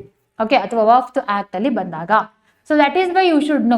ಹಾಗಿದ್ರೆ ಏನೆಲ್ಲ ಪ್ರಾವಿಷನ್ಸ್ ಇತ್ತು, ಸುಪ್ರೀಂ ಕೋರ್ಟ್ ಏನು ಹೇಳಿದೆ ಅಂತ. Don't consider that it's a final order. Interim order ಅಂದ್ರೆ ಏನು? ಆಸ್ ಇಫ್ ನಾವು ಓಕೆ ಫೈನಲ್ ಆರ್ಡರ್ ಬರೋ ತನಕನೂ ಕೂಡ ಸುಪ್ರೀಂ ಕೋರ್ಟ್ ಏನು ಹೇಳಿದೆಯೋ ಅದು ಏನಾಗುತ್ತಪ್ಪ ಅಂತಂದ್ರೆ ಒಂದು ಇವಾಗ ಲಾ ಜಾರಿಗೆ ಬರುವಂಥದ್ದು. So first we will see what is this ವಫ್ತ್ amendment act 2025 and what are all the provisions are there and supreme court ಏನು ಹೇಳಿದೆ ಅನ್ನೋದನ್ನು ಕೂಡ ನಾವು ನೋಡೋಣ. ಸೊ ದಟ್ ಕಂಪ್ಲೀಟ್ ಅನಾಲಿಸಿಸ್ ನಿಮಗೆ ಸಿಗ್ತಾ ಬರುತ್ತೆ. Okay, so is here. So ಏನಿದು title, what is the title name ಅಥವಾ ಆಕ್ಟ್ ನೇಮ್ ಅಂದಾಗ ವಫ್ತ್ ಅಮೆಂಡ್ಮೆಂಟ್ ಆಕ್ಟ್ 2025. ಹಾಗಿದ್ರೆ ನಮ್ಮ ಇಂಡಿಯಾದಲ್ಲಿ ವಫ್ತ್ ಆಕ್ಟ್ ಮುಂಚೆ ಇತ್ತಾ? ಎಸ್ ಇತ್ತು. That is in 1995. ಏನ್ ಮ್ಯಾಮ್ ಇದು ವಫ್ತ್ ಅಂತ ಹೇಳ್ತಾ ಇದ್ದಾರೆ? ವಾಟ್ ಈಸ್ ದಿಸ್ ವಫ್ತ್ ಆಕ್ಟ್ ಅಥವಾ ಅಂತ ಬಂದಾಗ, ಸೊ ಯಾರೆಲ್ಲರೂ ಕೂಡ ಮುಸ್ಲಿಮ್ಸ್ಗಳಿದ್ದಾರೋ, the minority communities which are there in in our India, ಅವರು ರಿಲಿಜಿಯಸ್ ಪ್ರಾಪರ್ಟೀಸ್ಗಳನ್ನ ಮೇಂಟೈನ್ ಮಾಡುವಂಥದ್ದು ಅಥವಾ ಡೊನೇಷನ್ ಆಗಿ ಕೊಡುವಂಥದ್ದು. Okay, for a religious perspective ಅಥವಾ ಅದರ್ ಪರ್ಫೆಕ್ಟ್. ಸೊ ಅದನ್ನ ನಾವೇನಂತ ಕರಿತೀವಪ್ಪ ಅಂತಂದ್ರೆ ವಫ್ತ್ ಅಂತ ಕರಿತೀವಿ. ಓಕೆ, ಸೊ ಇದನ್ನ ಹ್ಯಾಂಡಲ್ ಮಾಡೋದಕ್ಕೆ there are acts are there, ಅದನ್ನ ನಾವೇನಾದ್ರು ಕರಿತೀವಪ್ಪ ಅಂದ್ರೆ ವಫ್ತ್ ಆಕ್ಟ್ ಅಂತ ಕರಿತೀವಿ. ಸೊ ಇಂಡಿಯಾದಲ್ಲಿ ವಫ್ತ್ ಆಕ್ಟ್ ನ ಯಾವಾಗ ಅಡಾಪ್ಟ್ ಮಾಡ್ಕೊಂಡಿದ್ದು 1995 ಅಲ್ಲಿ, ಅದನ್ನ ಅಮೆಂಡ್ಮೆಂಟ್ ಮಾಡಿರೋದು ಯಾವಾಗ 2025 ಅಲ್ಲಿ. So here what is the purpose of this? To reform the administration and management of the Waqf property, enhance the transparency, accountability, measures the encouragement, optimize the usage, and broaden the representation. So this is the aim of the recent amendment. And ಯಾವಾಗ passage ಆಯಿತು? So April ಅಲ್ಲಿ passage ಆಯಿತು. Okay, so and April 5th ಅಲ್ಲಿ ಬಂದಾಗ president ಅವರು ಕೂಡ ಏನ್ ಮಾಡ್ರಪ್ಪ ಅಂದ್ರೆ ಅಸೆಂಟ್ ಹಾಕಿದ್ರು. ಏಪ್ರಿಲ್ 8 ಇಂದ ಇದು ಏನಾಗಿದೆಪ್ಪ ಅಂತಂದ್ರೆ ನಮ್ಮ ಇಂಡಿಯಾದಲ್ಲಿ ಈ ಆಕ್ಟ್ ಜಾರಿಗೆಯಲ್ಲಿ ಇರುವಂಥದ್ದು. ದೆನ್ ಇದ್ರ ಬೇಸಿಸ್ ಮೇಲೆ ಏನ್ ಮಾಡಿದ್ರಪ್ಪ, ಸುಪ್ರೀಂ ಕೋರ್ಟಿಗೆ almost 66 petitioner challenge this case. ಅದಕ್ಕೋಸ್ಕರ ಸುಪ್ರೀಂ ಕೋರ್ಟ್ ಏನ್ ಮಾಡಿದೆ, ಮೊನ್ನೆ ಒಂದು ಇಂಟ್ರಿಮ್ ಆರ್ಡರ್ ನ ಕೊಟ್ಟಿರುವಂತದ್ದು. First we will see the provisions of the ವಫ್ತ್ ಆಕ್ಟ್, ಅದು ವಫ್ತ್ ಅಮೆಂಡ್ಮೆಂಟ್ ಆಕ್ಟ್ 2025 ಅಲ್ಲಿ ಏನೇನೆಲ್ಲ ಮಾಡಿದ್ರು ಅಂತ ಹೇಳಿ. ಓಕೆ, ಸೊ ಯಾರಾದ್ರೂ ಕೂಡ ಫಸ್ಟ್ ಒನ್, ಯಾರಾದ್ರೂ ಕೂಡ ಪ್ರಾಪರ್ಟೀಸ್ ನ okay for a religious purpose, for a Islamic purpose ಏನಾದ್ರು ಕೊಡಬೇಕು ಅಂತಂದ್ರೆ ಅಟ್ಲೀಸ್ಟ್ ಅವ್ರು ಏನ್ ಮಾಡ್ಬೇಕಪ್ಪ ಅಂದ್ರೆ ಅಟ್ಲೀಸ್ಟ್ 5 years ಅವರು ಇಸ್ಲಾಮಿಕ್ ಧರ್ಮವನ್ನ ಪ್ರಾಕ್ಟೀಸ್ ಮಾಡಿರ್ಬೇಕು. Okay, so this is the first provision. And second provisions ಬಂದಾಗ ಸೊ ವಫ್ತ್ ಬೈ ಯೂಸರ್. ಓಕೆ, ಸೊ ಯಾರು ಕೂಡ ಯಾವುದೋ ಒಂದು ಪ್ರಾಪರ್ಟಿ ಆಲ್ರೆಡಿ ಯಾರೋ ಒಬ್ರು ರಿಲಿಜಿಯಸ್ ಪರ್ಸ್ಪೆಕ್ಟಿವ್ ಕೊಟ್ಟಿದ್ದಾರೆ ಅಂತ ಅನ್ಕೊಳ್ಳೋಣ. ಓಕೆ, ಸೊ ಆ ಪ್ರಾಪರ್ಟಿನ ಇನ್ನೊಬ್ರು ಯಾರಾದ್ರೂ ಬಂದು ಕಂಟಿನ್ಯೂ ಆಗಿ ಅದನ್ನ ಏನ್ ಮಾಡ್ಬೋದಿತ್ತಪ್ಪ ಅಂತ ಹೇಳಿದ್ರೆ ನೋಡ್ಕೊಂಡು ಹೋಗ್ಬೋದಿತ್ತು. ಆ ಪ್ರಾಪರ್ಟೀಸ್ಗಳನ್ನ ಏನ್ ಇದೆಯೋ ಅದನ್ನ ನೋಡ್ಕೊಂಡು ಅದರಲ್ಲಿ ಏನ್ ಪ್ರಾಬ್ಲಮ್ಸ್ ಬರುತ್ತೋ ಅದನ್ನೆಲ್ಲ ಸಾಲ್ವ್ ಮಾಡ್ಕೊಂಡು ಹೋಗ್ಬೋದಿತ್ತು. ಅದನ್ನ ಏನ್ ಮಾಡಿದ್ದಾರೆ, ಇವಾಗ ರಿಮೂವ್ ಮಾಡಿದ್ದಾರೆ. Okay, so only those already registered can continue. And ಹೊಸದಾಗಿ ಇವಾಗ ಯಾರನ್ನೂ ಕೂಡ ಆ ವಫ್ತ್ ಪ್ರಾಪರ್ಟೀಸ್ಗಳನ್ನ ನೋಡ್ಕೊಳ್ಳೋದಕ್ಕೆ ನೇಮಕಾತಿ ಮಾಡಕ್ಕೆ ಆಗ್ತಿಲ್ಲ. Next and third one is power of the district collector and the revenue officer. So ಯಾರೆಲ್ಲರೂ ಕೂಡ ಡಿಸ್ಟ್ರಿಕ್ಟ್ ಕಲೆಕ್ಟರ್ ಇದ್ದಾರೋ ಅಥವಾ ರೆವೆನ್ಯೂ ಆಫೀಸರ್ಸ್ಗಳಿದ್ದಾರೋ ಅವ್ರು ಏನ್ ಮಾಡ್ಬೋದಿತ್ತಪ್ಪ ಅಂದ್ರೆ ಅವರಿಗೆ ಪವರ್ನ ಜಾಸ್ತಿ ಕೊಟ್ಟು, ಲೈಕ್ ಫಾರ್ ಅ ಸರ್ವೆ ಆಗಿರ್ಬೋದು, ರೆಕಗ್ನಿಷನ್ ಆಫ್ ವಫ್ತ್ ಪ್ರಾಪರ್ಟೀಸ್ ಆಗಿರ್ಬೋದು, power to act regarding the disputed ವಫ್ತ್ ಪ್ರಾಪರ್ಟಿ ಎಲ್ಲಾನು ಕೂಡ ಯಾರು ಕೊಟ್ಟರು, ಡಿಸ್ಟ್ರಿಕ್ಟ್ ಕಲೆಕ್ಟರ್ ಅಥವಾ ರೆವೆನ್ಯೂ ಆಫೀಸರ್ ಆಫ್ ದ ಡಿಸ್ಟ್ರಿಕ್ಟ್ಗೆ. ಇದನ್ನ ಮಿಸ್ಯೂಸ್ ಮಾಡ್ಕೋಬೋದಾ? They can misuse. Okay, then ಇಲ್ಲಿ ಅಕಸ್ಮಾತ್ ಯಾವ್ದಾದ್ರು ವಫ್ತ್ ಪ್ರಾಪರ್ಟಿ ಡಿಸ್ಪ್ಯೂಟ್ ಹೋಯ್ತು ಅಂತ ಹೇಳಿದ್ರೆ ಅದನ್ನ ಎನ್ಕ್ವೈರಿನೇ ಆಗಿರಲ್ಲ, ಎನ್ಕ್ವೈರಿ ಆಗಿ ಜಡ್ಜ್ಮೆಂಟೇ ಬಂದಿರಲ್ಲ, ಅಷ್ಟೊತ್ತಿಗೆ ಅದನ್ನ ವಫ್ತ್ ಪ್ರಾಪರ್ಟಿ ಅಲ್ಲ ಅಂತಲೂ ಕೂಡ ಡಿಕ್ಲೇರ್ನ ಮಾಡ್ಬೋದು. So from this is we are hurting the sentiment of the minorities. Yes. Okay. So ಈ ಪವರ್ ಕೂಡ ಏನ್ ಮಾಡಿದೆಪ್ಪ ಅಂದ್ರೆ ಸುಪ್ರೀಂ ಕೋರ್ಟ್ ಇವಾಗ ಸ್ಟೇ ತಂದಿದೆ. Okay, we will discuss that one also. Okay, remember this point also. Next, fourth important one is the representation of the Waqf board, that is in a central and a state Waqf board ಅಲ್ಲಿ ಬಂದಾಗ ನಾನ್ Muslims ಗಳನ್ನು ಕೂಡ ಏನ್ ಮಾಡಬಹುದಿತ್ತು, appointment ಮಾಡಬಹುದಿತ್ತು for the Waqf board of the center and Waqf board of the state. And non ಮುಸ್ಲಿಮ್ನ ಬರೀ ಬೋರ್ಡ್ಗೆ ಅಷ್ಟೇ ಅಲಾಟ್ಮೆಂಟ್ ಮಾಡ್ತಾನೆ. ಈವನ್ ಆ ಬೋರ್ಡಿನ ಸಿಇಒನೂ ಕೂಡ ನಾನ್ ಮುಸ್ಲಿಮ್ ಆಗಿ ಎಲೆಕ್ಟ್ ಮಾಡ್ಬೋದಿತ್ತು. ಓಕೆ, ಇಶ್ಯೂಸ್ ಯಾರ್ದು? ಮೈನಾರಿಟೀಸ್ ಅವ್ರದ್ದು. ಬಟ್ ಅದಕ್ಕೆ ಚೇರ್ ಆಗೋದಕ್ಕೆ ಪರ್ಮಿಷನ್ ಕೊಟ್ಟಿರೋದು ಯಾರಿಗೆ? Even non Muslim. ಡಿಸ್ಪ್ಯೂಟ್ ಆಗುತ್ತೆ, ಡಿಸ್ಪ್ಯೂಟ್ ಆಗಲ್ಲ. Yes, it is. Okay, so these are all the issues. Then these are all the main provisions and these are all the issues. ಇದನ್ನ ಏನ್ ಮಾಡಿದ್ರಪ್ಪ ಅಂದ್ರೆ supreme court ಅಲ್ಲಿ criticise ಮಾಡಿ ಪಿಟಿಷನ್ಸ್ಗಳನ್ನ ಹಾಕಿದ್ರು. Then supreme court ಏನೇನೆಲ್ಲ judgment ನ ಕೊಟ್ಟಿದೆ. Okay, the first one, the partial stay versus a full stay. So whatever the stay is there, whatever the act is there, ಅದನ್ನ ಕಂಪ್ಲೀಟ್ ಆಗಿ ಸ್ಟೇ ಮಾಡ್ಬೇಕಂತ ಹೇಳಿದ್ರು. ಬಟ್ ಸುಪ್ರೀಂ ಕೋರ್ಟ್ ಏನ್ ಮಾಡಿಲ್ಲಪ್ಪ ಅಂತಂದ್ರೆ complete ಆಗಿ ಸ್ಟೇನ ತಂದಿಲ್ಲ, ಪಾರ್ಷಿಯಲ್ ಸ್ಟೇನ ತಂದಿದೆ. ಅಂಡ್ ಪಾರ್ಷಿಯಲ್ ಸ್ಟೇ ಯಾವ್ದಾದ್ರ ಮೇಲೆ ತಂದಿದೆ? ವಿ ವಿಲ್ ಸಿ ಒಂದು the 5-year practice of the Islam requirement. Okay, so ಈ 5 years ಯಾರಾದ್ರೂ ಇವಾಗ ಹೊಸದಾಗಿ ಇಸ್ಲಾಮಿಕ್ ಆಗಿ ಕನ್ವರ್ಟ್ ಆಗಿದ್ರೆ ನೀವು ಹೇಗೆ ಹೇಳ್ತೀರಾ ಅವ್ರು 5 ವರ್ಷದಿಂದ ಮುಸ್ಲಿಮ್ನ ಪ್ರಾಕ್ಟೀಸ್ ಇಸ್ಲಾಮಿಕ್ನ ಪ್ರಾಕ್ಟೀಸ್ ಮಾಡ್ತಾ ಇದ್ದಾರೆ, ಮಾಡ್ತಾ ಇಲ್ಲ ಅಂತ ಹೇಳಿ? Because so the practising a religion, what ever the religion I want, that is my rights. Okay, ಅದನ್ನ ನಾನು ತೋರಿಸ್ಕೋಬೇಕಂತಾನೆ ಏನೂ ಇಲ್ಲ. ಅಂಡ್ ಎಲ್ಲರೂ ಹೋಗಿ ನಾನು ಕನ್ವರ್ಟ್ ಆಗಿದ್ದೀನಿ ಅಂತ ರಿಜಿಸ್ಟರ್ ಮಾಡ್ಬೇಕಂತಾನೆ ಏನೂ ಇಲ್ಲ. So that is depending on my conscience under article 25. So how you will prove that this person is practising for 5 years and this person is not? And ಯಾರೆಲ್ಲರೂ ಕೂಡ ಬೈ ಬರ್ತ್ ಇಸ್ಲಾಮ್ ಆಗಿ ಹುಟ್ಟಿರ್ತಾರೆ, ಅವರಿಗೆ ಆ ಇಸ್ಲಾಮಿಕ್ ರಿಲಿಜನ್ ಪ್ರಾಕ್ಟೀಸ್ ಮಾಡಕ್ಕೆ ಇಷ್ಟ ಇಲ್ಲ. ಅಂಥವ್ರ ಕತೆ ಏನು? If they want to give a property to a ವಫ್ತ್ ಬೋರ್ಡ್, ಅವ್ರಿಗೇನು ಕತೆ? ಅಥವಾ ಇನ್ನೊಬ್ರು ಯಾರೋ non religion person, if they want to give a property to a ಮುಸ್ಲಿಮಿಕ್ ಇಸ್ಲಾಮಿಕ್ ರಿಲಿಜನ್, ಅಂಥವ್ರ ಕತೆ ಏನು? ಓಕೆ, ಇದನ್ನು ಕೂಡ ಏನ್ ಮಾಡಿದೆ ಸುಪ್ರೀಂ ಕೋರ್ಟ್ ಸ್ಟೇ ತಂದಿದೆ. And second one, whatever the ಕಲೆಕ್ಟರ್ಸ್ಗಳಿಗೆ ಪವರ್ಸ್ ಕೊಟ್ಟಿದ್ರು ಆ ಪವರ್ನು ಕೂಡ ಏನ್ ಮಾಡಿದೆಪ್ಪ ಅಂದ್ರೆ ಇವಾಗ ಸ್ಟೇ ತಂದಿದೆ. Until and unless government proper ಆಗಿ ಎಲ್ಲ ಗೈಡ್ಲೈನ್ಸ್ ಕೊಡೋ ತನಕನೂ ಕೂಡ ಸೊ ಕಲೆಕ್ಟರ್ಸ್ಗಳಿಗೆ ಏನಿರಲ್ಲ, ಪವರ್ ಇರಲ್ಲ. ಆ್ಯಂಡ್ ಒಂದು ಸರಿ ಡಿಸ್ಪ್ಯೂಟೆಡ್ ಏರಿಯಾ ಏನಿದೆಯೋ ಆ ಡಿಸ್ಪ್ಯೂಟೆಡ್ ಏರಿಯಾ ಕಂಪ್ಲೀಟ್ ಆಗಿ ಯಾವ್ದಾದ್ರು ಒಂದು ಟ್ರಿಬ್ಯುನಲ್ ಅಥವಾ ಸುಪ್ರೀಂ ಕೋರ್ಟ್ ಅಲ್ಲ ಸಿವಿಲ್ ಕೋರ್ಟ್ಗಳು ಅದನ್ನು ಡಿಸೈಡ್ ಮಾಡೋ ತನಕನೂ ಕೂಡ ಅದನ್ನು ನಾವು ಏನು ಮಾಡೋಕ್ಕಾಗಲ್ಲ, ಅದನ್ನು ಡಿ ನೋಟಿಸ್ ಆಗಲ್ಲ. ಇದನ್ನು ಕೂಡ ಸುಪ್ರೀಂ ಕೋರ್ಟ್ ಹೇಳಿರುವಂಥದ್ದು. And so whatever non Muslims representation ಇದೆಯೋ ವಕ್ಫ್ ಬೋರ್ಡಲ್ಲಿ ಅದ್ರ ಮೇಲೂ ಕೂಡ ಏನು ಮಾಡಿದೆಪ್ಪ ಅಂದರೆ ಕ್ಯಾಪ್ನ ಹಾಕಿರುವಂಥದ್ದು. For example, so total central Waqf ಬೋರ್ಡಲ್ಲಿ 22 ಮೆಂಬರ್ಸ್ಗಳಿದ್ದಾರೆ. ಆ 22 ಮೆಂಬರ್ಸಲ್ಲಿ at least 4 members they can give it to a whom, they can give it to a non Muslim. 4ಕ್ಕಿಂತ ಜಾಸ್ತಿ ಜನಕ್ಕೆ ಏನು ಮಾಡೋಕ್ಕಾಗಲ್ಲ, ಅಲ್ಲಿ ನೇಮಕಾತಿನ ಕೊಡೋಕ್ಕಾಗಲ್ಲ ಅಥವಾ ರಿಕ್ರೂಟ್ಮೆಂಟ್ ಮಾಡೋಕ್ಕಾಗಲ್ಲ. ವೆರಾಸಿನ ಸ್ಟೇಟ್ಗಳಲ್ಲಿ ಬಂದಾಗ ದೇರ್ ಆರ್ 11 ಮೆಂಬರ್ಸ್ ಆರ್ ಆ 11ಅಲ್ಲಿ maximum 3 members can be a non Muslim. ಅದಕ್ಕಿಂತ ಜಾಸ್ತಿ ಏನು ಮಾಡೋಕ್ಕಾಗಲ್ಲ, ಮುಸ್ಲಿಮ್ಸ್ ಅವರಿಗೆ ನಾನ್ ಮುಸ್ಲಿಮ್ಸ್ ಅವರಿಗೆ ರೆಪ್ರೆಸೆಂಟೇಷನ್ ಕೊಡೋಕ್ಕಾಗಲ್ಲ ಅನ್ನೋದನ್ನು ಕೂಡ ಸುಪ್ರೀಂ ಕೋರ್ಟ್ ಹೇಳಿರುವಂಥದ್ದು. And CEO of the Waqf board if it is like it is preferable when it comes to a from that religion only. Muslim community ಅವರೇ ಸಿಇಒ ಆದರೆ ಇಟ್ಸ್ ಅ ಪ್ರಿಫರೆನ್ಷಿಯಲ್ ಅಂತ ಹೇಳಿರುವಂಥದ್ದು. But complete ಆಗಿ ಅದನ್ನು ban ಕೂಡ supreme court ಮಾಡಿಲ್ಲ. It's said that so rather than giving to a non Muslim, so give a preference to a Muslim only ಅಂತ ಹೇಳಿರುವಂಥದ್ದು. Next after that protection that no third party right is to be created in a disputed waqf property till the tribunal or a court is adjudicated. ಯಾವುದೋ ಒಂದು property ಅಂತ ಅನ್ಕೊಳ್ಳೋಣ, ಅಲ್ಲಿ dispute ನಡೀತಾ ಇದೆ, ಆ property is a Muslims one. ಆ dispute ನಡೀತಾ ಇರ್ಬೇಕಾದ್ರೆ ನಾನು ಇನ್ನೊಬ್ಬರನ್ನ ಯಾರನ್ನೋ ತಂದು ಅಲ್ಲಿ ಕೂರ್ಸೋಕ್ಕಾಗಲ್ಲ. ಅದು ಕಂಪ್ಲೀಟ್ ಆಗಿ ಟ್ರಿಬ್ಯುನಲ್ಸ್ ಕಡೆಯಿಂದ ಜಡ್ಜ್ಮೆಂಟ್ ಬಂದು ಆ ಇಶ್ಯೂ ಸಾಲ್ವ್ ಆಗೋ ತನಕನೂ ಕೂಡ ಆ ಪ್ರಾಪರ್ಟೀಸ್ನ ಇನ್ನೊಬ್ರಿಗೆ ಏನು ಮಾಡೋಕ್ಕಾಗಲ್ಲ, ಟ್ರಾನ್ಸ್ಫರ್ ಮಾಡಕ್ ಆಗೋದಿಲ್ಲ. ಓಕೆ, ನೆಕ್ಸ್ಟ್ ಆಫ್ಟರ್ ದಟ್ ಇನ್ನೊಂದು ಏನು ಹೇಳಿದಪ್ಪ ಅಂತಂದ್ರೆ ದ ವಕ್ಫ್ ಬೈ ಯೂಸರ್ ಅಂತ ಏನಿದೆಯೋ ಆ ರಿಮೂವಲ್ ಏನು ಮಾಡಿದಾರೋ ಅದನ್ನು ಕೂಡ ಸುಪ್ರೀಂ ಕೋರ್ಟ್ ಏನು ಮಾಡಿಲ್ಲಪ್ಪ ಅಂದ್ರೆ ಕ್ಯಾನ್ಸಲ್ ಮಾಡಿಲ್ಲ, ಅದನ್ನ ಹಾಗೇನೆ ಅಪೀಲ್ಡ್ ಮಾಡಿದೆ supreme Court. Then let's take the example of one more thing.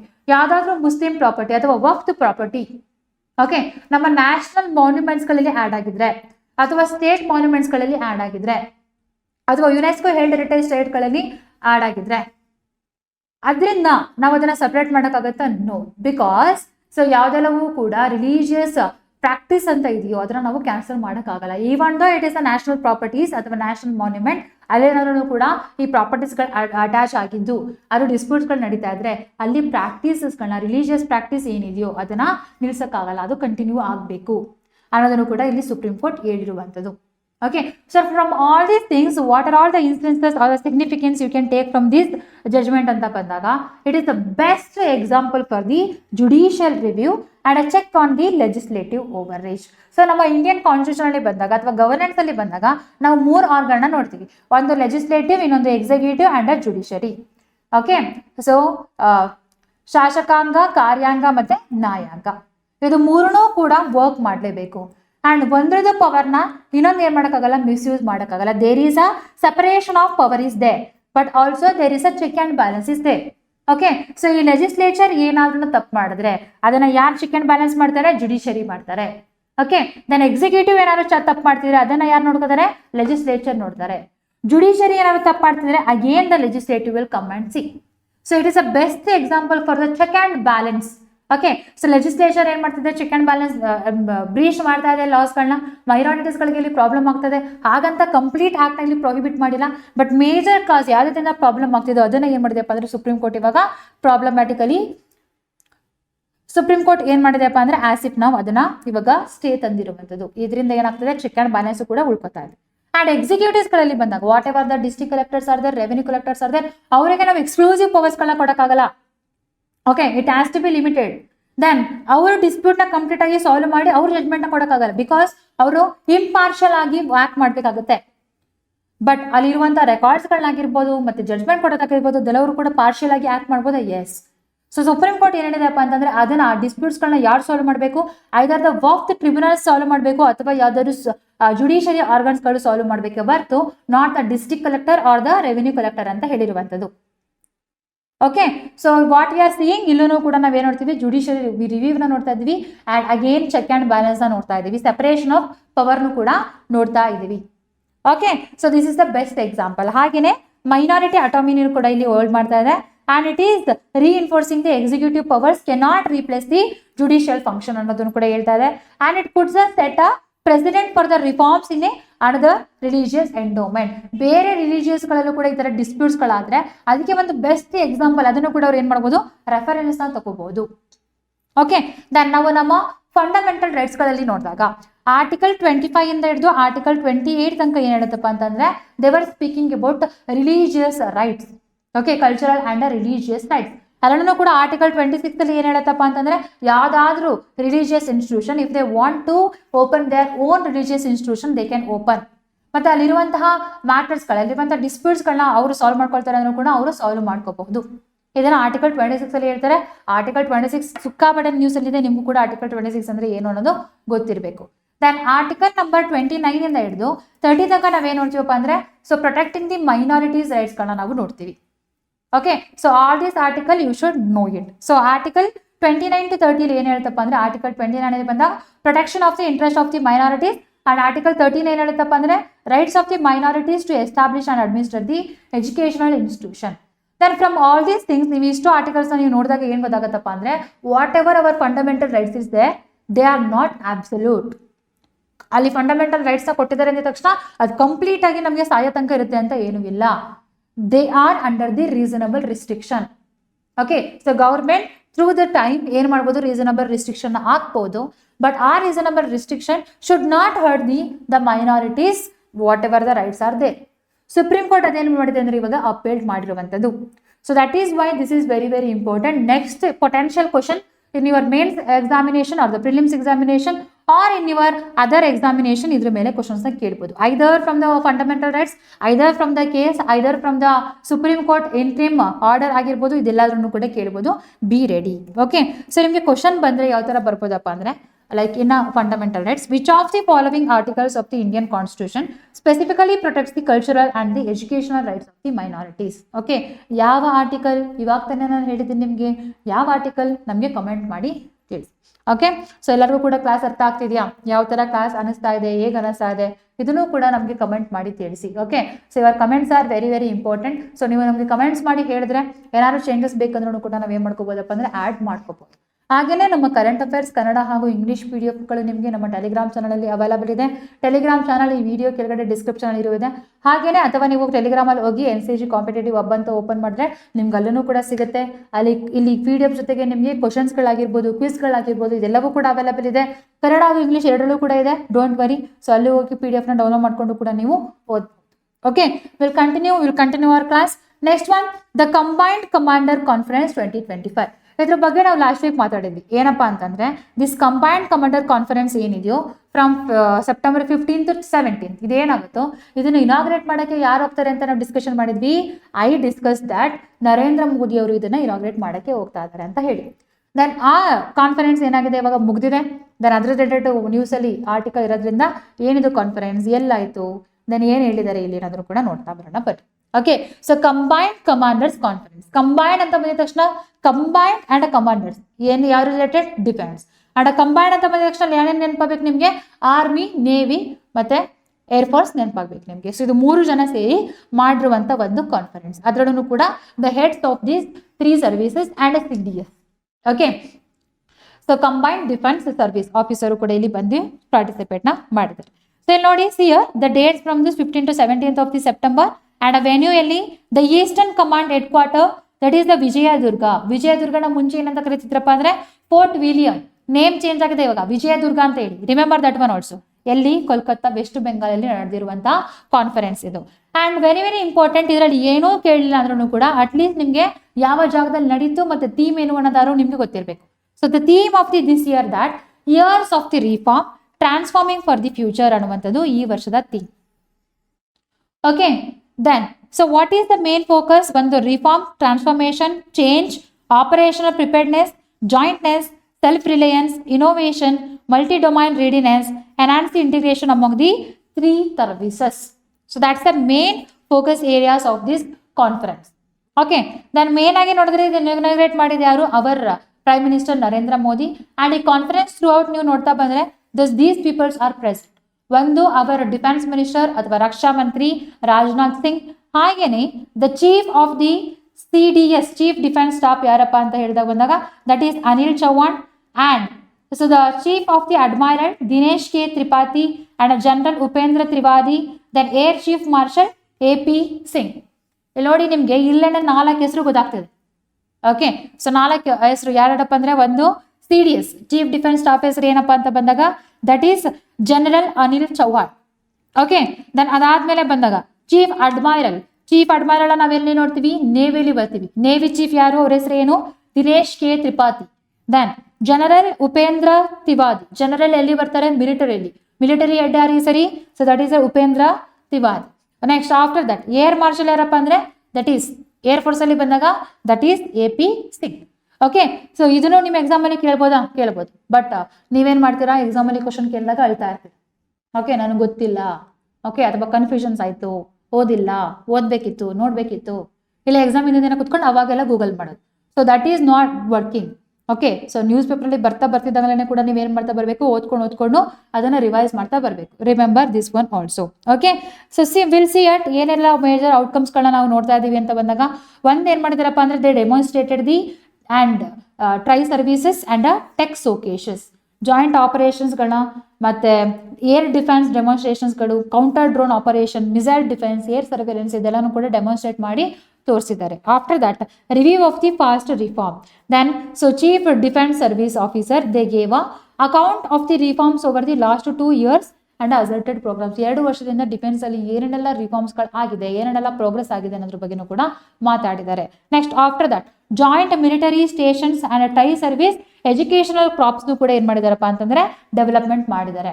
Joint military ಸ್ಟೇಷನ್ಸ್ಗಳಲ್ಲಿ ಬಂದಾಗ so there are decision to establish joint military station where the infrastructure, logistic, repair, maintenance, supply among the services integrated under a lead service. ಒಂದೇ ಒಂದು service ಕೆಳಗಡೆ 3 ಕೂಡ collaborate ಮಾಡುವಂಥದ್ದು. Then so ಅವ್ರಿಗೆ education ಕೊಡ್ಬೇಕಲ್ವಾ, training ಕೊಡ್ಬೇಕಲ್ವಾ, ಅದಕ್ಕೋಸ್ಕರ ಒಂದು ಟ್ರೈ ಸರ್ವಿಸ್ ಎಜುಕೇಶನಲ್ ಕಾರ್ಪ್ಸ್ ಕೂಡ ಏನ್ ಮಾಡಿದಾರಪ್ಪ ಅಂದ್ರೆ ಎಸ್ಟಾಬ್ಲಿಷ್ಮೆಂಟ್ ಮಾಡೋದಕ್ಕೆ ಡಿಸಿಷನ್ ಅನ್ನು ತಗೊಂಡಿದ್ದಾರೆ.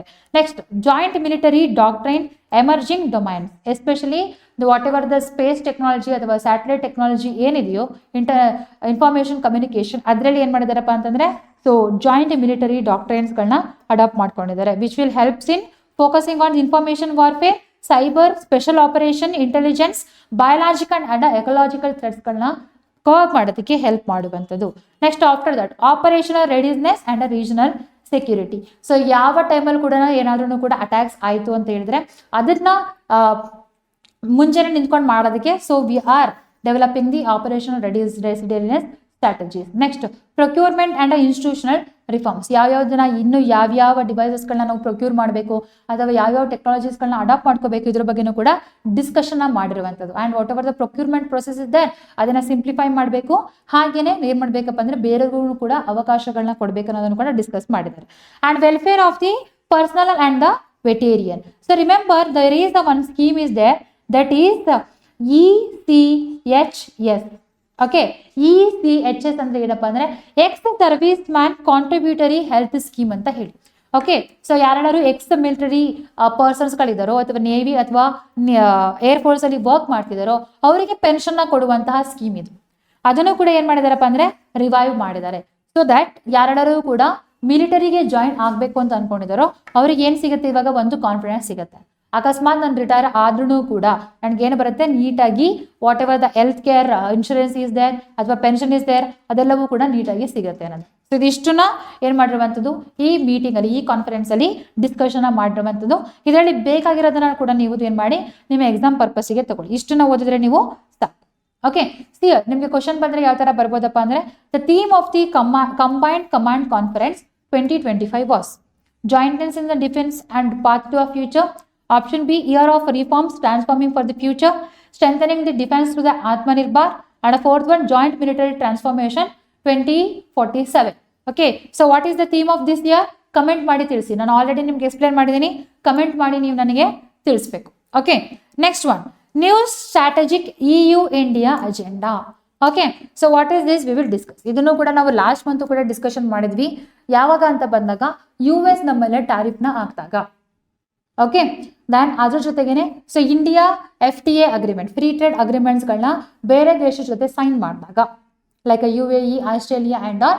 So India is also willing to have a free trade agreement with what? Free trade agreement with the EU. ಈ ಯುರೋಪಿಯನ್ ಯೂನಿಯನ್ ಏನಿದೆಯೋ there are 27 nations are there in this European Union. Okay, so ಇದೆಲ್ಲರ ಜೊತೆನೂ ಕೂಡ ಒಂದು free trade agreement ಮಾಡ್ಕೋಬೇಕು ಅಂದ್ರೆ it's not a easier one. ಈ discussion almost ಇಲ್ಲಾಂದ್ರೂ ಕೂಡ 2000ದಿಂದನೂ ಕೂಡ ನಡೀತಾನೆ ಇದೆ. ಬಟ್ ಸ್ಟಿಲ್ ನಮ್ಗೆ ಏನಾಗಕ್ಕಾಗಿಲ್ಲ, ಫ್ರೀ ಟ್ರೇಡ್ ಅಗ್ರಿಮೆಂಟ್ ನಡೆದಿಲ್ಲ. ಬಟ್ ಇದರ free trade agreement first meeting October ಅಲ್ಲಿ ನಡೆಯುತ್ತೆ. ಅದಕ್ಕೂ ಮುಂಚೆ ಏನ್ ಮಾಡಿದಾರಪ್ಪ ಅಂತಂದ್ರೆ, so EU European Union ministers gave a new strategic EU India agenda ಅಂತ ಹೇಳಿ ನೆನ್ನೆ ಅನೌನ್ಸ್ಮೆಂಟ್ ಮಾಡಿರುವಂತದ್ದು. See here the joint communication release by European External Action Service on 17 September 2025 titled Joint Communication on a New Strategic EU India Agenda. Okay, so this is like to enhance the cooperations in the all the organization and also cooperations in the Indo-Pacific region. Okay, India Europe connectivity partnership and a global gateway. Then what is the aim of this? That is a deep, broaden and a better coordination cooperation across the multi-sector in order to deliver the transformative benefits. Okay, so we don't know whether the FTA agreement complete ಆಗುತ್ತೋ ಆಗಲ್ವಾ ಅಂತ ಹೇಳಿ. But ಇದರಿಂದ whatever the new strategic EU India agenda is there, ಅದರಲ್ಲಿ ನಮಗೆ ಒಂದು positive remark ಕಾಣಿಸ್ತಾ ಇದೆ. ಏನಪ್ಪಾ ಅಂತ ಹೇಳಿದ್ರೆ, ನಮ್ಮ ಟ್ರೇಡ್ ಅಥವಾ ನಮ್ಮ relationship with EU May enhance ಅಂತ ಹೇಳಿ. ಓಕೆ, ಏನೆಲ್ಲ ಇದೆ ಇದರಲ್ಲಿ ನಾವು ನೋಡ್ತಾ ಬರೋಣ. ದ ಫಸ್ಟ್ ಡೊಮೈನ್ ಸೆಕ್ಟರ್ ಯಾವ್ದ್ರಲ್ಲಿ ಬಂದಾಗ, ಒಂದು ಟ್ರೇಡ್, ಎಕನಾಮಿ ಅಂಡ್ ಪ್ರಾಸ್ಪೆರಿಟಿಲಿ ಬಂದಾಗ, so they finalise the free trade agreement by the end of the 2025.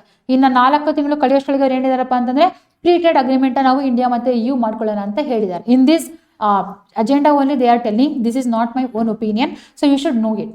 Okay, then ಇದರಿಂದ ಏನಾಗುತ್ತೆ, ಇನ್ವೆಸ್ಟ್ಮೆಂಟ್ ಬೂಸ್ಟ್ ಆಗುತ್ತೆ, ಟ್ರೇಡ್ ಜಾಸ್ತಿ ಆಗುತ್ತೆ, whatever bilateral dependency is there with USA ಅದು ಕೂಡ ರೆಡ್ಯೂಸ್ ಆಗಿ ನಾವು ಏನ್ ಮಾಡ್ಬೋದಪ್ಪ ಅಂದ್ರೆ, ನಮ್ಮ ಮಾರ್ಕೆಟ್ ಡೈವರ್ಸಿಫಿಕೇಶನ್ ನಾವು ನೋಡ್ತಾ ಬರ್ಬೋದು, ಸಪ್ಲೈ ಚೈನ್ ರೆಸಿಲಿಯನ್ಸ್ ನಾವು ಇಟ್ಕೋಬಹುದು. Next, technology and innovation. EU ಅಲ್ಲಿ ಬಂದಾಗ ದೇರ್ ಆರ್ ಡಿಫರೆಂಟ್ ಇನೋವೇಷನ್ಸ್ಗಳಾದೆ. ಓಕೆ, ಡಿಫರೆಂಟ್ ಟೆಕ್ನಾಲಜೀಸ್ಗಳಾದೆ. ಅದನ್ನೆಲ್ಲರೂ ಕೂಡ ನಮ್ಮ ಇಂಡಿಯಾ ಕೊಡೋದ್ರಿಂದ ನಮ್ಮ ಇಂಡಿಯಾಕ್ಕೂ ಕೂಡ ಹೆಲ್ಪ್ ಆಗ್ತಾ ಬರ್ತಿರುತ್ತೆ ಇದರಿಂದ. ಎಸ್ಪೆಷಲಿ ದ ಗ್ರೀನ್ ಹೈಡ್ರೋಜನ್ ಆಗಿರ್ಬೋದು, EV ಬ್ಯಾಟರಿ ರೀಸೈಕಲಿಂಗ್ ಆಗಿರ್ಬೋದು, ಮತ್ತೆ ದ ಕ್ಲೀನ್ ಎನರ್ಜಿ, ಅದರಲ್ಲೂ ಕೂಡ ಕಾರ್ಬನ್ ಕ್ರೆಡಿಟ್ ಅಲ್ಲಿ ಬಂದಾಗ ತುಂಬಾನೇ ಹೆಲ್ಪ್ ಆಗುತ್ತೆ the EU technologies. Next after that security and defence ಗಳಲ್ಲಿ ಬಂದಾಗ all these things, maritime security, terrorism, cyber security, ಇದೆಲ್ಲನೂ ಕೂಡ ನಾವು ಕೋಆರ್ಡಿನೇಷನ್ ಇಟ್ಕೋಬಹುದು EU ಜೊತೆಗೆ. 27 nation. Okay, it's a big one. ನಾವೇನಾದ್ರು ಫ್ರೀ ಟ್ರೇಡ್ ಅಗ್ರಿಮೆಂಟ್ ಮಾಡ್ಕೊಂಡ್ವಿ ಅಂತ ಹೇಳಿದ್ರೆ, so all our economic things whatever is that we are struggling with US, ಅದೆಲ್ಲವೂ ಕೂಡ ಇಲ್ಲಿ ಕ್ಲಿಯರ್ ಆಗುತ್ತೆ. ಆರಾಮಾಗಿ ನಮ್ಮ ಟ್ರೇಡ್ ಯಾವುದೇ ತರಹದ ತೊಂದರೆ ಇಲ್ಲದೆ ನಡೀತಾ ಬರುತ್ತೆ, ನಮ್ಮ ಎಕಾನಮಿನೂ ಕೂಡ ಸ್ಟೇಬಲ್ ಆಗಿರುತ್ತೆ. So remember this. And connectivity and global ಇಶ್ಯೂಸ್ಗಳಲ್ಲಿ ಬಂದಾಗ, so investment under the Global Gateway, so it will helps in the trilateral cooperations in the third countries. Okay, EU and India ಇಬ್ರು ಕೂಡ ಒಟ್ಟಿಗೆ ಏನ್ ಮಾಡುವಂಥದ್ದು, ಬೇರೆ ದೇಶದಲ್ಲಿ ಇನ್ವೆಸ್ಟ್ಮೆಂಟ್ ಮಾಡೋದು, ಎಸ್ಪೆಷಲಿ ದ ಅಂಡರ್ ಡೆವಲಪಿಂಗ್ ನೇಷನ್ಸ್ಗಳಲ್ಲಿ. ಇದರಿಂದ ಏನಾಗುತ್ತೆ, ಪಾರ್ಟ್ನರ್ಶಿಪ್ ಬಿಲ್ಡ್ ಆಗುತ್ತೆ, ಟ್ರಸ್ಟ್ ಕೂಡ ಜಾಸ್ತಿ ಆಗ್ತಾ ಬರ್ತಿರುತ್ತೆ. Next after that sustainability, climate and ಎನರ್ಜಿಯಲ್ಲಿ ಬಂದಾಗ, dirty energy transition, renewable energy, green hydrogen, reducing the emission, ಇದ್ರ ಬಗ್ಗೆ ಎಲ್ಲವೂ ಕೂಡ ನಾವೇನು ಮಾಡಬೇಕಪ್ಪ ಅಂದರೆ ಹೊಸ ಪಾಲಿಸೀಸ್ಗಳನ್ನ ಮಾಡಬೇಕು ಅಂತ ಹೇಳಿದ್ದಾರೆ. And a people to people and a ವ್ಯಾಲ್ಯೂಸ್ಗಳು. ಓಕೆ, ಸೊ ನಮ್ಗೆ ಆಲ್ರೆಡಿ ಗೊತ್ತು, ಸುಮಾರು ಜನ ನಮ್ಮ ಇಂಡಿಯಾದಿಂದ ಏನಾಗ್ತಾರಪ್ಪ ಅಂದರೆ EU ದೇಶಗಳಿಗೆ ಹೋಗ್ತಾರೆ, ಎಜುಕೇಷನ್ಗಾಗಿರ್ಬೋದು, ವರ್ಕ್ಗಾಗಿರ್ಬೋದು, ದೆನ್ ಅಥವಾ ಬಿಸ್ನೆಸ್ ಮಾಡೋಕ್ಕಾಗಿರ್ಬೋದು. ಇನ್ನು ಈ ದೇಶಗಳ ಜೊತೆ ರಿಲೇಷನ್ಶಿಪ್ನ ಚೆನ್ನಾಗಿ ಇಟ್ಕೊಂಡ್ವಿ ಅಂತಂದರೆ ಇದನ್ನು ಕೂಡ ನಾವೇನು ಮಾಡ್ಬೋದಪ್ಪ ಅಂದರೆ ಎನ್ಹಾನ್ಸ್ಮೆಂಟ್ನ ಮಾಡ್ಬೋದು. Okay, so these are all the key elements are the pillars ಈ ಅಜೆಂಡಾದಲ್ಲಿ ಕೊಟ್ಟಿರುವಂಥದ್ದು. So we have to wait and see next free trade agreement ಏನಾಗುತ್ತೆ. ಓಕೆ, ಫ್ರೀ ಟ್ರೇಡ್ ಅಗ್ರಿಮೆಂಟ್ ಏನಾಗುತ್ತೆ 2025 ಕಂಪ್ಲೀಟ್ ಮಾಡ್ತಾರಾ, ಅಲ್ಲಿ ಏನೇನೆಲ್ಲ ಟಾಪಿಕ್ಸ್ಗಳನ್ನ ತಗೊಳ್ತಾರೆ ಅನ್ನೋದನ್ನು ಕೂಡ ನಾವು ವೇಟ್ ಮಾಡಿ ನೋಡ್ಬೇಕಾ. Okay, so that's all. ಇದರಿಂದ ಅಷ್ಟೇ ತಗೋಬೋದು. ಅಕಸ್ಮಾತ್ ನಿಮಗೆ ಮೇನ್ಸ್ ಕ್ವಶನ್ ಬಂದರೆ ಯಾವ ಥರ ಬರ್ಬೋದಪ್ಪ ಅಂದರೆ, how does the new strategic EU India agenda reflects the changing global order and what does it mean for India's foreign policy. Okay, try to write the answer to this question. Next after that ನಾವು international ರಿಲೇಷನಲ್ಲಿ ನೋಡಿದಾಗ ಇನ್ನೊಂದು ದೇಶದ ಬಗ್ಗೆನೂ ಕೂಡ ಇವತ್ತು news ಪೇಪರಲ್ಲಿ ಇದೆ. ಅದೇನಪ್ಪ ಅಂದರೆ, India is going to start the pilot projects in Venezuela. Okay, so Venezuela ಎಲ್ಲಿ ಇದೆ ಅನ್ನೋದು ನಿಮಗೆ ಗೊತ್ತಿರಬೇಕು. EU ಬಗ್ಗೆ ನಿಮ್ಮ ಸ್ಟ್ಯಾಟಿಕ್ ಪಾರ್ಟಲ್ಲಿ ನೋಡ್ತೀರಾ, ಬಟ್ ಎಷ್ಟೋ ಜನಕ್ಕೆ ಈ ವೆನೆಜುಲಾ ನೇಷನ್ ಎಲ್ಲಿದೆ ಅನ್ನೋದೇ ಗೊತ್ತಿರಲ್ಲ. ಓಕೆ, ಸೊ ಇದು ಒಂದು ಸೌತ್ ಅಮೇರಿಕಾದ ಒಂದು ದೇಶ. ನಾವು ಇದನ್ನ ಲ್ಯಾಟಿನ್ ಅಮೇರಿಕನ್ ನೇಷನ್ ಅಂತಲೂ ಕೂಡ ಕರಿತೀವಿ. ಓಕೆ, ಲ್ಯಾಟಿನ್ ಅಮೇರಿಕಾ ಅಥವಾ ಸೌತ್ ಅಮೇರಿಕಾ. ಸೊ ಸಿಯರ್ ವೆನೆಜುಲಾ ಯಾವ ದೇಶಗಳ ಜೊತೆ ಬಾರ್ಡರ್ನ ಶೇರ್ ಮಾಡುತ್ತೆ ಅನ್ನೋದು ಕೂಡ ನಿಮಗೆ ಗೊತ್ತಿರಬೇಕು. Venezuela shares a border with Colombia, Brazil, Guyana. Okay, so 3 ದೇಶ, Colombia, Brazil and Guyana. And next ಇಲ್ಲಿ ಬಂದರೆ ಟಿರಿನಾಡ್ ಅಂಡ್ ಟೊಬಾಗೋ ಐಲ್ಯಾಂಡ್ ಕೂಡ ಯಾವುದಕ್ಕೆ ಹತ್ರ ಇದೆ, ವೆನೆಜುಲಾಕ್ಕೆ ಹತ್ರ ಇದೆ. ಅಂಡ್ ಗ್ರೆನೇಡಾ ಐಲ್ಯಾಂಡ್ ಕೂಡ ಇದೆ. ದೆನ್ ಕ್ಯುರಾಕೋ ಐಲ್ಯಾಂಡ್ ಕೂಡ ಯಾವ ದೇಶಕ್ಕೆ ಹತ್ರ ಇದೆ, ವೆನೆಜುಲಾಕ್ಕೆ ಹತ್ರ ಇರುವಂಥದ್ದು. ಇವೆಲ್ಲ ಐಲ್ಯಾಂಡ್ಗಳನ್ನ ನಾವು ಎಲ್ಲಿ ನೋಡ್ತೀವಿ, ಅಥವಾ ಇದು ಮ್ಯಾರಿಟೈಮ್ ಬಾರ್ಡರ್ನ ಯಾವ ಓಷನ್ ಜೊತೆಗೆ ಶೇರ್ ಮಾಡುತ್ತಪ್ಪ ಅಂತ ಬಂದಾಗ ದಟ್ ಈಸ್ ಟು ಅಟ್ಲಾಂಟಿಕ್ ಓಷನ್ಗೆ ಇದು ಬಾರ್ಡರ್ನ ಶೇರ್ ಮಾಡುವಂಥದ್ದು. Okay, so you should know it. India ಏನ್ ಮಾಡ್ತಿದೆ, ಇಲ್ಲಿ ಹೋಗಿ, okay, so what is the capital of Venezuela ಅಂತ ಬಂದಾಗಲೂ remember that is the Caracas. And ವೆನೆಜುಲಾಗೆ ಹೋಗಿ ಪೈಲಟ್ ಪ್ರಾಜೆಕ್ಟ್ಸ್ಗಳನ್ನ ಏನ್ ಮಾಡ್ತಿದೆಪ್ಪ ಅಂದ್ರೆ ಇಂಡಿಯಾ ಡೆವಲಪ್ಮೆಂಟ್ ಮಾಡೋದಕ್ಕೆ ಸ್ಟಾರ್ಟ್ ಮಾಡ್ತಾ ಇದೆ. ಅಂಡ್ ಎಸ್ಪೆಷಲಿ ಯಾವ್ಯಾವ ಸೆಕ್ಟರ್ಸ್ಗಳಲ್ಲಿ ಮೇನ್ ಆಗಿ ಪ್ರಾಜೆಕ್ಟ್ಸ್ಗಳನ್ನ ಡೆವಲಪ್ಮೆಂಟ್ ಮಾಡ್ತಿರುವಂಥದ್ದು ಅಂತ ಬಂದಾಗ, ಒಂದು ಸ್ಪೇಸ್ ಆಗಿರ್ಬೋದು, ಫಾರ್ಮಾಸ್ಯೂಟಿಕಲ್ ಆಗಿರ್ಬೋದು, ಟೂರಿಸಂ ಆಗಿರ್ಬೋದು, AI ಆಗಿರ್ಬೋದು, ಹಾಗೆಯೇ ಎನರ್ಜಿ ಸೆಕ್ಟರ್. ಓಕೆ, ಎನರ್ಜಿಯಲ್ಲಿ ಬಂದಾಗ ಆಲ್ರೆಡಿ ದ ರಿಲಯನ್ಸ್ ಕಂಪನಿ ಏನಿದೆಯೋ ಅದು ಆಲ್ರೆಡಿ ವೆನೆಜುಲಾಲಿ ಹೋಗಿ ಎನರ್ಜಿ ಎಕ್ಸ್ಟ್ರಾಕ್ಷನ್ ಮಾಡೋದಕ್ಕೆ ಸ್ಟಾರ್ಟ್ ಮಾಡಿದೆ. Okay, very very important one. Okay, so both the sides are agreed to carry the pilot projects in the priority areas of the Venezuela. And ನಾವಿಲ್ಲಿ ನೋಡೋದಿದ್ರೆ according to our external affairs minister ಕೊಟ್ಟುವಂಥ data ಪ್ರಕಾರ in 24-25 ಅಲ್ಲಿ ಬಂದಾಗ total bilateral trade between India and Venezuela is $1.8 billion. ಅದರಲ್ಲೂ ಕೂಡ India's export is 216 million, whereas the import is 1.6 billion. ಹಾಗಿದ್ರೆ ನಾವು ಎಕ್ಸ್ಪೋರ್ಟ್ ಜಾಸ್ತಿ ಮಾಡ್ತಿದ್ವಿ, ಇಂಪೋರ್ಟ್ ಜಾಸ್ತಿ ಮಾಡ್ಕೊಳ್ತಾ ಇದೀವಿ ವೆನೆಜುಲಾದಿಂದ, ಇಂಪೋರ್ಟ್ನೇ ಜಾಸ್ತಿ ಮಾಡ್ತಾ ಇರುವಂಥದ್ದು. Okay, rather than export. But ಇವಾಗ best opportunity for India to do more exports than compare to imports. Okay, import ನಾವು ಜಾಸ್ತಿ ಏನು ತಗೋತಿದ್ದೀವಪ್ಪ ಅಂತಂದ್ರೆ ಇಲ್ಲಿಯ oil. Okay, see here what are all the opportunity for India in the Venezuela? First one, the energy security. So Venezuela has the world largest proven oil reserves, that is almost 300 billion barrels ಅಷ್ಟು ಏನಿದೆ oils ವೆನೆಜುಲಾಲಿ ಇದೆ. So ನಮ್ಮ Indians ಕಂಪನೀಸ್ಗಳು ಇಲ್ಲಿ ಹೋಗಿ investment ಮಾಡೋದ್ರಿಂದ ನಮಗೆ help ಆಗುತ್ತಾ? Yes, definitely it will help. Here, India being the third largest oil consumer, it will benefits to long-term crude supply. Then investment in a heavy oil field, then a potential refining and a technology collaboration. Russia ಆದಮೇಲೆ ನಮಗೆ ಏನು US sanction ಆಗ್ತಿದೆಯೋ ಅದರಿಂದ ಆಚೆ ಬರ್ಬೋದಾ ನಾವು? Yes, diversified ಸೋರ್ಸಸ್ಗಳನ್ನ ಹುಡುಕ್ಬೇಕಾಗತ್ತೆ. So this is the best opportunity for India. And a second one, strategic diversifications of the import.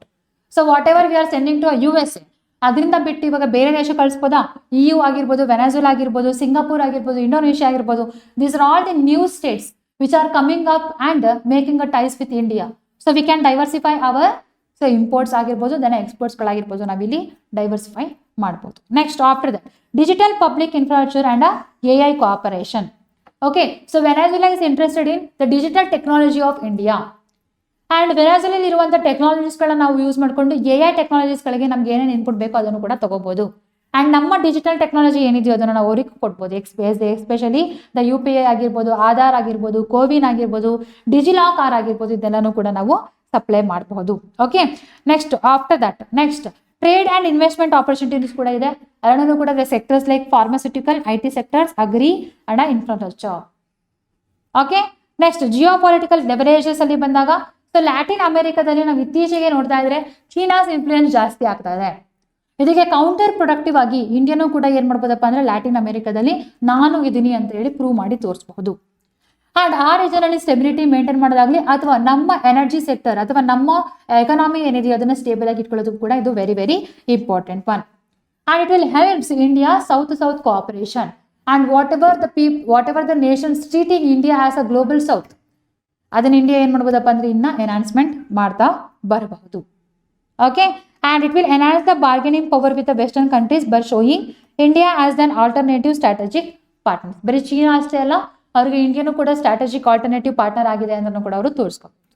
Okay, next one and last one, ಇವತ್ತಿನ ಪರ್ಸನಾಲಿಟಿ ನ್ಯೂಸ್ ಅಲ್ಲಿ ಇರುವಂಥದ್ದು that is Smriti Mandhana. So why she is there in a news ಅಂತ ಬಂದಾಗ, S ನೆನ್ನೆ ನೀವು ನೋಡೋದಿದ್ರೆ women's ODI ನಡೀತಾ ಇದೆ, ಅಲ್ಲಿ India defeated the Australia also. ಅಲ್ಲೂ ಕೂಡ ನೀವು ಸ್ಮೃತಿ ಮಂದಣ್ಣ ಅವರು ಚೆನ್ನಾಗಿ ಪರ್ಫಾರ್ಮೆನ್ಸ್ ಮಾಡಿದ್ದಾರೆ, ಅದಕ್ಕೂ ಕೂಡ ನ್ಯೂಸಲ್ಲಿ ಇದೆ.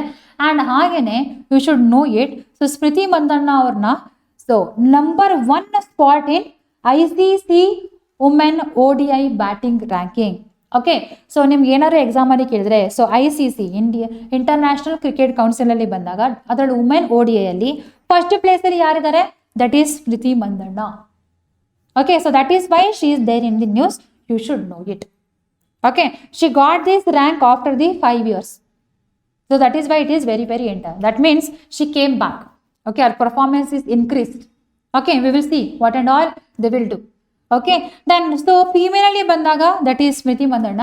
ಹಾಗಿದ್ರೆ ಸೊ ಇಂಟರ್ನ್ಯಾಷನಲ್ ಕ್ರಿಕೆಟ್ ಕೌನ್ಸಿಲ್ ಅಲ್ಲಿ ಬಂದಾಗ ಮೆನ್ ಕ್ಯಾಟಗರಿಯಲ್ಲಿ ODI ಬ್ಯಾಟಿಂಗ್ ರ್ಯಾಂಕಿಂಗ್ ಅಲ್ಲಿ ಫಸ್ಟ್ ಇರೋರು ಯಾರು? ನಮಗೆ ಕಮೆಂಟ್ ಮಾಡಿ ತಿಳಿಸಿ. ಓಕೆ, ಸೊ ಎಷ್ಟು ನಿಮಗೆ ಸ್ಪೋರ್ಟ್ಸ್ ಬಗ್ಗೆ ಗೊತ್ತು ನೋಡೋಣ, ನಮಗೆ ಕಮೆಂಟ್ ಮಾಡಿ ತಿಳಿಸಿ. ಓಕೆ, ಸೊ ಇದಿಷ್ಟು ಆರ್ಟಿಕಲ್ಸ್ಗಳನ್ನ ನೀವು ಇವತ್ತಿನ ನ್ಯೂಸ್ ಪೇಪರಲ್ಲಿ ಕವರ್ ಮಾಡಬೇಕಿತ್ತು. ಕವರ್ ಮಾಡಿದರೆ yes you did it, congratulations. Okay, so ನಮ್ಮ NCG ಕಾಂಪಿಟೇಟಿವ್ ಇನ್ಸ್ಟಿಟ್ಯೂಷನಲ್ಲಿ ನಾನು ಆಲ್ರೆಡಿ ಹೇಳ್ದಂಗೆ ಎಕ್ಸ್ಕ್ಲೂಸಿವ್ ಆಗಿ PSI ಹಾಗೆ PC ಮತ್ತು KES ಬ್ಯಾಚಸ್ಗಳು ಸ್ಟಾರ್ಟ್ ಆಗ್ತಾ ಇದೆ. ಮಾರ್ನಿಂಗ್ ಆ್ಯಂಡ್ ಈವ್ನಿಂಗ್ ಬ್ಯಾಚ್ ಎರಡೂ ಕೂಡ ಇರುತ್ತೆ ನಿಮಗೆ. Kannada, English, online, offline, recorded.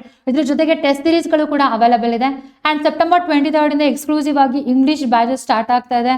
And ಈ ಕೋರ್ಸಸ್ಗಳನ್ನ ನೀವು ಡೆಮೋ ಕ್ಲಾಸಸ್ಗಳನ್ನ ನೀವು ನಮ್ಮ ಆ್ಯಪಲ್ಲೂ ಕೂಡ ನೋಡಬಹುದು. That is NCG learning app ನಿಮಗೆ ಗೂಗಲ್ ಪ್ಲೇ ಸ್ಟೋರಲ್ಲಿ ಸಿಗುತ್ತೆ. ಅದನ್ನು ಕೂಡ ಡೌನ್ಲೋಡ್ ಮಾಡಿ, ಅಥವಾ ನಮ್ಮ ಆಫ್ಲೈನ್ ಸೆಂಟರ್ಗೆ ಒಂದ್ಸರಿ ವಿಸಿಟ್ ಮಾಡಿ. ಆಫ್ಲೈನ್ ಸೆಂಟರ್ಗೆ ಬರೋಕ್ಕಾಗಲಿಲ್ಲ ಅಂತಂದರೆ ಈ ಕೆಳಗಡೆ ಕಾಣಿಸ್ತಿರೋ ನಂಬರಿಗಾದರೂ ಕಾಲ್ ಮಾಡಿ ಎನ್ಕ್ವೈರಿನ ಮಾಡಿ. ಓಕೆ, ನಿಮ್ಮ ಪ್ರಿಪ್ರೇಷನ್ನ ಎನ್ಹಾನ್ಸ್ಮೆಂಟ್ ಮಾಡಿ, ಎಕ್ಸಾಮ್ಸ್ಗಳನ್ನ ಕ್ಲಿಯರ್ ಮಾಡಿ. ಸೊ ಇಷ್ಟನ್ನು ಹೇಳ್ತಾ ಇವತ್ತಿನ ಕ್ಲಾಸಸ್ನ ಮುಗಿಸ್ತಾ ಇದ್ದೀನಿ. ಪುನಃ ನಾಳೆ ಹೊಸ ಆರ್ಟಿಕಲ್ಸ್, ಎಡಿಟೋರಿಯಲ್ಸ್ ಜೊತೆ ಸಿಗೋಣ. ಅಲ್ಲಿ ತನಕ ಎಲ್ಲರಿಗೂ ಕೂಡ ಟೇಕ್ ಕೇರ್, ಬಾಯ್ ಬಾಯ್.